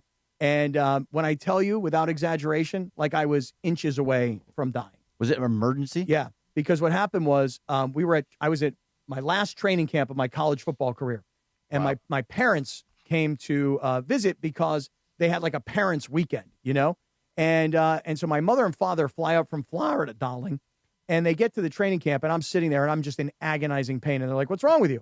I'm like, "I don't know, my stomach hurts really, really bad. I don't know." And my father goes like this. Typical father, right? He goes, I didn't fly all the way from Florida to Johnstown, Pennsylvania to sit here and watch you tell me about a stomach ache. You better get your ass out there and practice.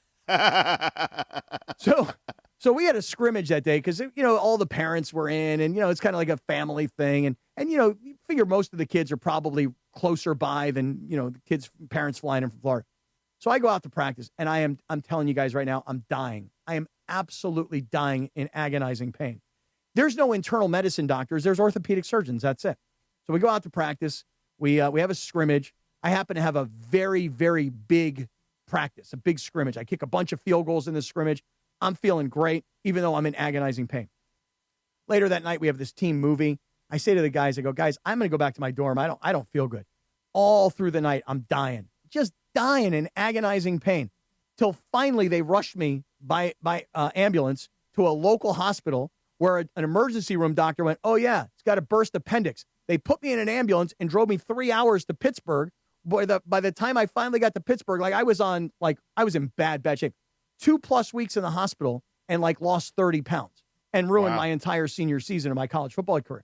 So I know what an emergency appendectomy can do to a guy and how long the body can take to recover when they start cutting through these fibers of your abdomen. So I don't know what the hell Joel Embiid was doing. And it may not have been as severe. Maybe they caught it early, but still, George, I think he was less than 10 days and he was back on the floor. Yeah. So I figure everybody is going to assume the same, that the Celtics are about to knock the Sixers out tonight. You think so? I think so. If I had to guess, I would say I'm back in L.A. tomorrow afternoon. Okay. Knicks and Hawks tonight, series tied at 2 apiece. In New York. I think the Knicks win tonight. Yep, I would expect so as well. And then tonight, the game you're going to do, the Spurs and the Trailblazers. I think Wemby and them close this out. Right. They're up 3-1. They're at home. They take care of business tonight, and it's over. So if the Celtics win and the Spurs win and the Knicks win, as we were predicting, you come home or you going on the road? No, I'm coming home. Okay. Yeah, if that's the case. All right. Because that means if there's only 2 games, ESPN will get one, NBC will get one. I just like my father. Too cheap to put a cheeseburger together, 10 cents. And he's like, he almost killed you. Right, but on the other hand, he's like, get your ass out there and practice. I don't care how sick you are. I didn't fly up here so that you could be sick. I flew up here to see you play football. Get your ass out there. Right. And you're only a kicker. It's not like you're playing that much. Right. That's right. I mean, come on. It's true. There's only limited opportunities to see him. Right. He's like, get out there. I'm like, Dad, I'm in agonizing pain. He's like, where is it? I'm like, right here. He starts pushing on it. He's like, you're fine. I'm like, no, it hurts. Yeah. Cappy, speaking of football, so I found this, because Greg was telling the story about, we're having the discussion about Stetson Bennett or whatever and Ty Simpson. And you know what I found here? Well, clearly, I found that only 12% of guys, rounds 4 through 7, because they don't even do it by round, that 12% of the guys ever drafted between rounds 4 through 7, even become players in that stay on a 53-man roster. 12% of players drafted between rounds 4 through 7, 12% make rosters. Become active players on game day. Yeah, that stands to reason. I mean, You draft a guy in the first, second, or third round, you think starter, you think contributor. You draft a guy in the 4th, 5th, 6th, or 7th, you're like, I hope he makes the team. I would imagine if you just isolated the 4th round, that number's probably way higher. Yes. But because they include 5, 6, and 7, they bunch it together. That's the only thing I found. Thank you, Lindsay. But here's an interesting thing I found in this same study, done here this year in 2026, okay? Longevity and the 13th pick. Hashtag the sweet spot. Where was Ty Simpson picked? 13. Career length is rarely a straight line. Surprisingly, the 13th overall pick has historically averaged more career games, approximately 76 on average, outlasting the average number 1 overall pick, approximately 70 games. Across the board, first-rounders will play nearly twice as many games as a 7th-rounder, proving while diamonds in the rough like Brock Purdy exist, they are the statistical exceptions to a very rigid rule. Oh, yeah. Oh, listen, Brock Purdy, Bergie, you bring up Brock Purdy, and it's a great thing to bring up because, look, remember when Brock Purdy was a free agent recently, or he was up for a new contract with the 49ers, and he wasn't exactly a free agent, but he was in line for a new contract, and they paid him, I want to say like $60 million for Brock Purdy, right? And what were people saying? He's not a $60 million a year quarterback. And you go, well, why not? He's the starter of the 49ers. He's been to a Super Bowl already. Why is he not a $60 million a year quarterback? Because people have a perception that if you are not a first-round drafted quarterback, that you will never be in superstar status range when it comes to money. And when you're the last pick of the draft, when you're Mr. Irrelevant, which, by the way, I'm going to call a quick timeout. George, did you see who Mr. Irrelevant was this past year? It's probably not something that anybody else cares about other than I did not. Draft geeks like myself. The last overall pick, I'm trying to remember the kid's name, but it may have been the Broncos. You guys would have to look this up. He's so irrelevant, you can't even remember his name. I can't. I'm trying to look it up right now. Red while we're talking. Murdoch. Okay, from but Buffalo linebacker. He's a linebacker from Buffalo. Did he go to Denver? Yes. Okay, go to the pick before the last pick of the draft. Because the Denver Broncos had the final 2 picks of the entire NFL draft. And they know the 2 guys that they're thinking about. And they're like, well, if we draft this guy, then the next guy is Mr. Irrelevant. How do you decide when you have the last 2 picks of the NFL draft, which of the 2 you're going to bestow the honor of Mr. Irrelevant on? So the last 2 picks were the guy you just mentioned, the linebacker from Buffalo, and the pick right before that was, I don't remember who that guy was either, also irrelevant, but not Mr. Irrelevant. How do you like that, George? Yeah, I got you. Yeah. Whatever you say, pal. Whatever you say. Hey, let's pause for the cause here, and then we will do the Lindsay segment on the other side. How about that? It sounds great, but just to a point of information. It's Dallin Bentley from Utah. Dallin Bentley, tight end, Utah. Yeah. 256 pick. Red Murdoch, linebacker, Buffalo, Mr. Irrelevant, pick number 257, and the Broncos Great had the name. final 2 picks. Red Murdoch. Yep. Great name. All right, let's take a break. Let's do the Lindsay segment, and we'll be back in just a moment. One step away from the CONCACAF Champions Cup final. LAFC! But standing in the way, Liga MX powerhouse Toluca. This is where it gets real. LAFC have buried Cruz Azul in the quarterfinal. Then he flips us into the semis. The Black and Gold return to BMO Stadium for a massive CONCACAF Champions Cup semifinal, leg 1. LAFC face their toughest test yet. Los Angeles Football Club versus Toluca. Coverage begins Wednesday night at 7 p.m. on the ESPN LA app.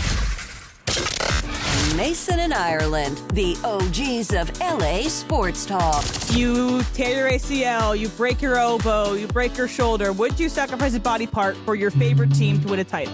If I could guarantee the Lakers would win the title this year, I would willingly tear my Achilles. I would do it for the Lakers, Dodgers, or Rams. Mason and Ireland, weekdays at noon on 710 ESPN, the ESPN LA app, and on YouTube. DeMarco and Travis have taken over Afternoon Drive. You asked me what I said he had no butt. And for my entire life, I thought I did. You were walking down the hall away from me, and I said, you have no butt. Susan tells me that every day. Weekdays starting at 3 p.m. It very much is, and I didn't know it. And Dean told me the other day, it's like, you have no butt. I was like, what? Iron board backside. You should get one of those surgeries. Yeah. You need a BBL. You get a BBL. There you go. Right. The GBBL. Just walk in here one day, you can take your wallet out of your pocket over your shoulder. Right. Yeah. Oh, my God. It comes back with BBL. That would be worse than the guys that show up with the new veneers. You're like, what's up? If you show up with a BBL, that's a whole nother level. Man, could you imagine? I'm walking in here and be like, what's up, guys? And turn around and whoa. You guys see that Dodger game last night? Right. That was great. Afternoons with DeMarco and Travis starting at 3 p.m. on 710 ESPN, the all-new ESPN LA app, and live on YouTube. You're hanging out with the Sedano and Kap Morning Show. By the way, speaking of tap it, go tap the like button, you mongrels. Yeah, tap that like button, mongrels. Let's go. More Sedano and Kap right now. The Simpsons.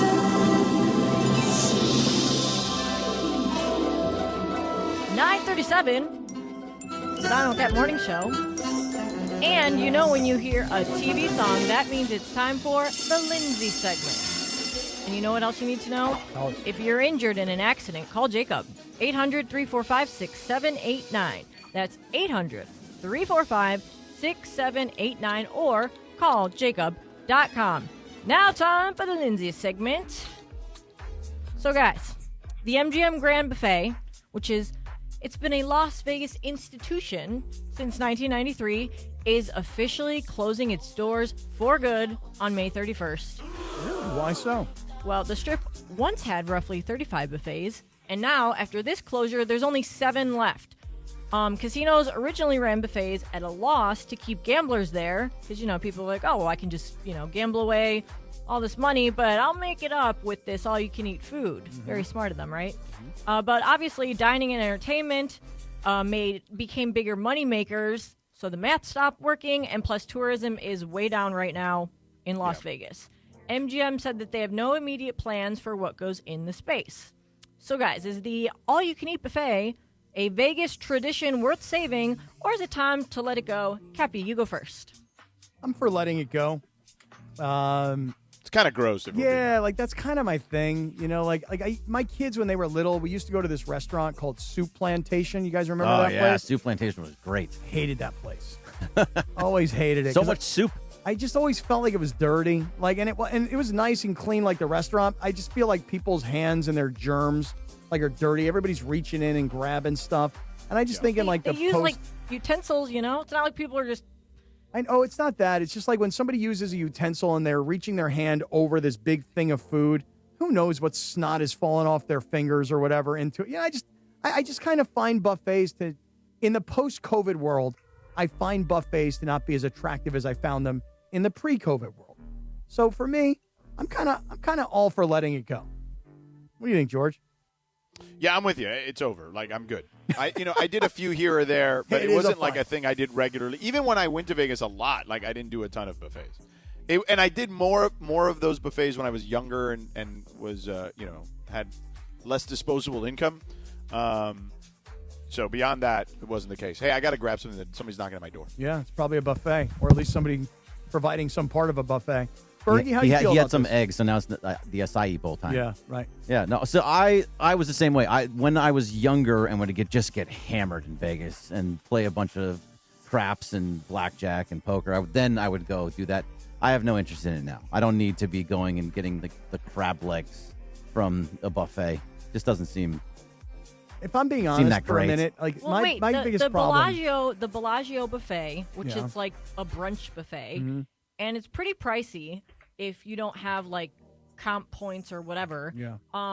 That's a great buffet, especially the desserts. I'll bet it is. I mean, it's not I don't know, I'd rather just order my food. The thing is, it's when you go to a fancy hotel that has a brunch, right? Or in this case, Lindsay, which one were you just talking about? Bellagio. Bellagio. Okay, Bellagio is a very fancy place, right? I hear the Wynn one is really good too. I'm sure it must be. Here's my biggest issue at a buffet. And does anybody else experience this? Okay, you walk in, right? $50 for the buffet. So you go up, you grab a plate, you come back down, you eat, you're good. And you go, but I only ate $30, but I paid $50. Right. So now I got to go back and get a second plate. Then you go back and you get a second plate. Now you feel like, you know what, I've eaten $60, but I paid $50. Okay, fine, I'm good. But you know what, am I good? Shouldn't I overeat because I paid a lot and I have access to all this food? Shouldn't I be overeating? So then you go back for a third plate. Now you're $90 in, but you paid $50, and now you feel like crap the rest of the day. Your inner That's my monologue problem. is a wonderful place. I was gonna say I've never had those thoughts, Cappy. Oh, really? Just you. This is just me, really? Nobody thinks like that. You have It's to not eat worth the it. price. You're No? right. It's not worth it for the price. If it's $50 and you only go there once, that's not worth it in any sense. So I get where you're going, but how you break it all down is the way I would do it. I would go in, get a super salad, sit down, eat that, whatever. Go get my entree or whatever, maybe finger foods, whatever, something just to kind of munch out. And then after that, get the main course, and then after that, you get your dessert, coffee, and then you're out the door. That's how I looked at it. Okay, so doing you're 5 courses. You're $50 in. How much did you leave with? How much value did you get? I mean, how much is a soup and salad to begin with? You know what I'm saying? I don't know. Nowadays, I never it's like counted it $50. like that. Right. Especially if you get cheese. Like an extra $7. You gotta pay that extra $1, the extra $3. $3. $3 for extra cheese on that Italian salad. George, all I'm saying to you is that I'm going to overeat at the buffet to make sure I get every dollar of value, because buffets can sometimes be expensive, and then you're like, did I eat enough? Or should I have just ordered a regular meal? Because the regular meal could have been $25, but I instead got the buffet, but I only ate the same amount that I would have gotten the regular meal. There's really very few $25 meals in Vegas these days, is what I would say. Well, you understand what I'm trying to say. I'm playing with math. I think you're overthinking it a little bit. I think Briones takes the right approach. Right. It's a 5-course meal. You're getting your money's worth if you just have a 5-course meal. You think I'm overthinking it, Bergie? Yeah, yeah. You think after that? I think a little bit. Overthinking? Yeah. Your mind is a crazy place. All right, so next one. Uber Eats has rolled out a new returns feature that allows shoppers to return items purchased through the app and receive an instant refund. So any item that's more than $20, shoppers can request a courier through the app to make the return for a fee without ever having to leave the house. Uber will immediately process the refund, including the item price, applicable taxes, and the Uber Eats service fee once the courier picks up the return. And then fees are calculated like in the app based on like the time and distance for the return. So are you guys, I know like maybe I'm generalizing, but in my experience, men, when they buy things and they want to return them, more often than not, I feel like they would just, they don't want to return the item, they don't want to deal with it, and it just ends up in the drawer or wherever. Closet. Yeah, I mean, I'll return it if it's something I paid for that's, expensive. Well, just over a certain threshold. Like if it's like $5 or $10 or something like simple these- that I these need are to all get over on like Uber Eats or $20. DoorDash, then Yeah. I'll just get another one. You know what I mean? Like, Yeah, like, but if it's something like over $25, then yeah, I'd return it. So I recently bought light bulbs on Amazon. And when the light bulbs arrived, they were the wrong light bulbs, meaning I ordered the wrong stuff, And let's say they were $9. They are literally sitting in a drawer. They will never get used. I will not return them. I don't know what am I supposed to do? Like go to a department store or something? How do you return stuff? For Amazon, Yeah. you can actually have them pick it up at your house. UPS store, you Yeah, can go drop UPS. it off at a You can drop it off at an Amazon Kohl's store. is another one, yeah. Have you you bring ever- it in, Cappy, I'll do it for you. No, it's. I mean, guys, the point is that guys quite are like easy. that. Guys do that. You know what I mean? Like, how about this as an example with Amazon or one of these delivery services? You ever have something that is, they say, hey, it's been delivered. And then you're like, well, it's not here. And then you call them back and you're like, yo, it's not here. And they're like, all right, well, we'll send another one. And then later you find it. Like, I'm not going to return the second one.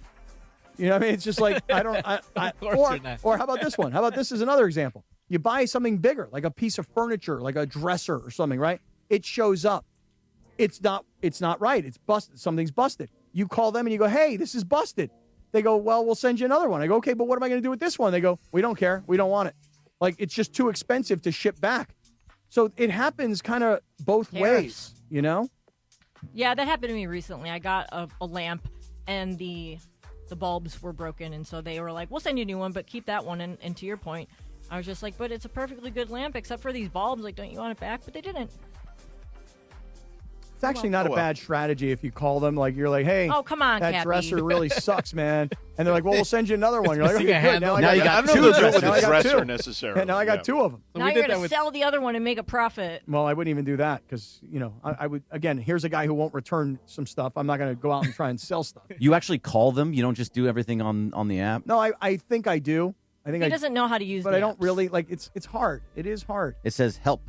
I and know, you but press I've the had help some button. struggles. Tell Claude to do it for you, Cap. Hey, okay, I'll be honest. I'll tell you guys something that happened recently. I ordered computer printer cartridges. Okay. And I got a notice that they were delivered. And I'm like, but they're not here. Well, lo and behold, one of my kids changed the address for delivery, and I never saw that on the app. I never even considered it. So they were delivered. The cartridges were delivered to New Orleans. Okay, fine. So my daughter gets them. I'm like, well, what are we going to do? So she wound up ordering me new ones. Now the new ones come to my house. And I go to install them in my printer. They don't The work. wrong one. They don't work. No, they are the right one. But for whatever reason, I can't get them to work. Now maybe something's wrong with my printer. So now I'm sitting on $150 worth of printer cartridges that don't work. You'd think a smart person would return them. But they're sitting there like a freaking moron. I can't figure out how to get the cartridges to work. So if you guys send me anything and you tell me, hey, print this out, forget it. I can't do it. Well, don't worry. I have an extra printer in the studio so Christopher doesn't blow his lid. Yeah. A lot of problems with this whole, Printing stuff is a pain, okay? Yeah. Who prints anything anymore? Well, sometimes you need to print something. Sometimes I you know. need it. Yeah. But it's annoying because, I don't know most people I know don't have a printer. You have to go to, UPS to print something. No, we still have a printer at the house. Yeah. I don't. I do. And I just. Well, the it doesn't kids, work. I mean, for kids, their homework, you have to print it out a lot now. Oh, okay. Yeah, anybody could give me a hand with how to get these printer cartridges to work. I mean, they were $150, man. Imagine Expensive. if we had to help Cappy print something from our studio, like our work computer Yeah. printer. Forget it. Because that's a whole thing. I can't imagine trying to explain to him how to do that. Oh, and by the way, Lindsay, just so you know, I actually went to Walmart to buy printer cartridges. They didn't have the HP printer cartridges, but the guy told me, he goes, listen, take the local brand, whatever the Yeah, the Walmart knockoff brand is, brand, right? yeah. Knockoff Right, brand. right. Is, but I can't guarantee that they're going to work. So if they don't work, just bring them back. So I actually took them home, installed them. Of course, they didn't work because the HP printer was like, hey, you're not using printer cartridges that aren't HP. I had to package them up and go drive back and schlep back. So I will actually physically return something, but I won't return it if I bought it on Amazon, or in this case, you were talking about Uber Eats. I mean, $150 a lot. I would return it. Yeah, no, I got to figure that out. I got to return this thing. Yeah. All right. Anything else? No, that's it for the Lindsay segment. And as always, the Lindsay segment is brought to you by Hernandez Wholesale Flooring. If you're in the market for new flooring, shop at Hernandez Wholesale Flooring, where every day is a deal, no gimmicks. Call 866-62-FLOOR or go to hernandezwholesaleflooring.net. No sale beats wholesale.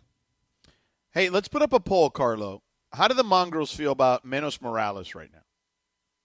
Well, you said yesterday on the air that a television executive who's a fan of the show told you that the show And needs, not an executive at this company. and Yeah. you said the show needs less He morale. says he likes Chris, but he agrees. Less Chris. Okay. It's a good question. How do the Mongrels feel? That is a good question. I'd just be curious. All right. They can vote. Let It's a them democratic process. let 'em have And a not shot. that we'd get rid of Chris. I just would like to be curious to see. Because, I love Chris. Chris is an integral part of this show.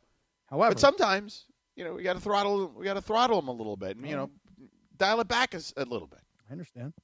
I do indeed. Can I? Do we want to do the seller's advantage, dealer's choice? I really got to. Well, don't we have do you have that thing you guys do, whatever that thing's called? Well, that's the thing that he does. The thingy of the The thing don't that sweat you guys small do. stuff? Yeah, but isn't that? Calendar. We can. But you said Les Morales. Do you have the calendar? No, he's grabbing the calendar. But I'm telling you guys right now, save me some time because I have a very important story for Dealer's Choice. Very important. Because I feel like the sweating the small stuff calendar is starting to do a lot of reruns, and I think that bit's already kind of seen. They its all better sound very similar for like a 365-day calendar. It's kind of disappointing. Yeah, they I need want to my feed money it to back. AI and say, I hey, should return it. change it for every All right, day. go ahead. Let's see if this one is a repeat. All right, this is for Tuesday, April 28th. While there is an inherent sweetness, not to mention ease, in the habits and routines we create, innovation and change keeps us internally young, interested, and interesting to ourselves as well as to others. Lame. I think we should be done with Right, this. thing. weak. Like, who cares about that? No. You know what? Total weak sauce. I'll find All we something can else. don't sweat the small stuff, but we don't have to read this anymore. Hey, what if we go That's back the to don't sweat our stuff. positive? What were the positive? You don't like that reinforcement phrases? Those were fun. I love how there's a Mofo Morales in the Minions YouTube chat. Yeah. Yeah. All right, can I have to bring this up to you guys today because the Dealer's Choice Real Deal is brought to us by Seller's Advantage. If you want to sell your house before you call an agent, call Seller's Advantage. They will buy it as is with a competitive cash offer, no repairs needed, and they make selling easy. Call 888-390-AS-IS for a no-obligation offer or visit sellersadvantage.com. Providence Realty, DRE number 019152212. Okay, George, give me a couple of minutes here. This is a story that I'm about to tell you Okay. that combines all of my favorite things in sports. Okay, you go. I will listen. This story combines field goal kicking, one of my all-time favorite things. This story combines football. This story combines horse racing with the Kentucky Derby coming up this weekend. And this story combines the human spirit. It's got everything. This is a tailor-made story for a guy like me. George, do you remember last year during the football season, end of the season, December, the Patriots are playing the Giants. And the Giants have a kicker by the name of Younghoe Koo. Younghoe Koo is his name. And he'd been with the Atlanta Falcons, and he got cut, and he was with the New York Giants. And there's a game where he goes to kick a field goal for the Giants, and he, trips himself up, and he never actually gets his foot on the ball. And I've never in my life, in watching NFL football my whole life, I've never seen anything like this happen. He literally kicks the ground and never actually touches the football. You remember this? Yes, I remember. So now there's a guy by the name of Mark Toothaker. And I don't know who Mark Toothaker is, but I'm going to tell you who he is. Mark Toothaker is a horse trainer. And he's got a horse that's going to be running in the Kentucky Derby this weekend called Further Ado. And when Mark Toothaker was watching this football game and he saw Koo missed the football and kicked the ground. This guy fell off the couch laughing. And when I say dying laughing, I don't mean to exaggerate when I tell you that my man had a seizure. He was laughing so hard that Koo missed the football and kicked the ground that the dude had a seizure. Have you ever heard of anybody laughing so hard about something that they've watched in a sports game where they had a seizure? Of course not, right? No. I know that I'm familiar with the story, but go ahead. The wife is some sort of a nurse in like a rehab facility. She thinks he's joking around. He's like, no, I'm not joking around. He says he felt like he was being electrocuted. So she calls 911. An ambulance comes to take my man away. He gets to the hospital. Yeah, he's having a seizure. But it turns out that he had a CT scan. And the dude had a tennis ball sized tumor in his brain. So if Koo kicks the field goal and Toothaker isn't on the ground laughing and he doesn't have a seizure, he doesn't go to the hospital. What happens to that tennis-sized ball tumor? Who the hell knows? But because Koo kicked the ground and because the trainer, the horse trainer, laughed so hard that he had a seizure, he was rushed to the hospital and they found this massive tumor inside of his brain. At which point, they went into his brain, chopped him in half, like cut his head right open, right? Chopped him up, opened him up, pulled that tennis-sized tumor out of his brain, stitched him up, sent him home. And a week later, the dude was fine.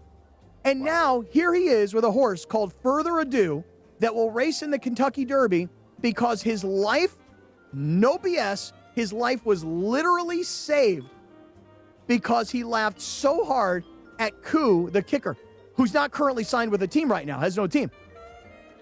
This guy would be dead in all likelihood if it wasn't for Koo kicking the ground and missing the football. Now, how is that? Now, you see what I'm saying, George? Field goal kicking, football, horse racing, Kentucky Derby, it all tied trainer. together, Cappy.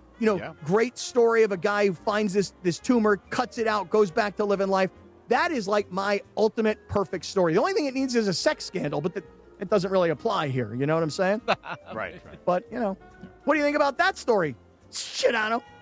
It's a great story. I read the story actually yesterday, interestingly enough. So I was familiar with it. But, yeah, I mean, good for that dude, Toothaker. Yeah. You know that he has invited Koo to the Kentucky Derby to be his guest, and no response yet from Young Wei Koo, right? Young Wei Koo. Yeah, Young Wei Koo. No response from Young Wei. Oh, man. That's too bad. Because let me tell you something. If you've never been to the Kentucky Derby, that's kind of one of those sporting events like the Indy 500. Yeah, it's a once-in-a-lifetime deal. Go. Right. You want to go. Yeah. Well, there hey, you George, have it. my dad wants to file a formal complaint that he wants to know why we're not on the app today. What? Why you got to bring this up at the end of the show? I'm just We're saying. almost done. What do you mean we're not on the app? I'm telling you, you guys are screwing with our numbers, and then when the numbers aren't there, then people are going to complain, and then you guys only have to look at yourselves. I have us on the app. It pushes up the YouTube numbers too. You know? Yeah, poll but results. the YouTube numbers are very much. The YouTube numbers are maybe a single percentile compared to what we get on the app. Totally agree. But there is a Sedano and Cap tile that you can click, Lindsay. So just tell them Yeah, hit it that doesn't help Sedano. doing it now. We got to do this during the show, during the terrestrial. Hey, show. Saisu, is there poll results or no? Oh yeah, Carlo. As of now, it is 67% better, 33% worse. 6-7. There you go. The whole question was officially, can I hear it one more time? How's the show without Morales? And how many people said what? Better, 67%, worse, 33%. It's overwhelming. Listen, there's a reason this guy's a big-time television executive. You know what I'm saying? He knows what he's looking at and listening to. There are 70 votes. That's a large enough sample size to know. Yeah. All right. Well, Cappy, go fix your headphones or whatever you. Oh no! do. Look, I got it all done. Me and Bergie did it. Look. Oh, good. All right, great. Those are dope. All right. Right?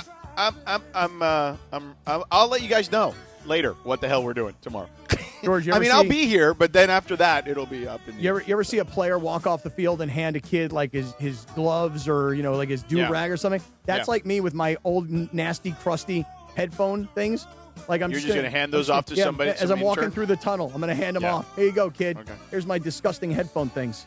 There you go. Enjoy them. Have a good game, George. All right. See ya. We'll see you guys tomorrow on Sedano and Kap.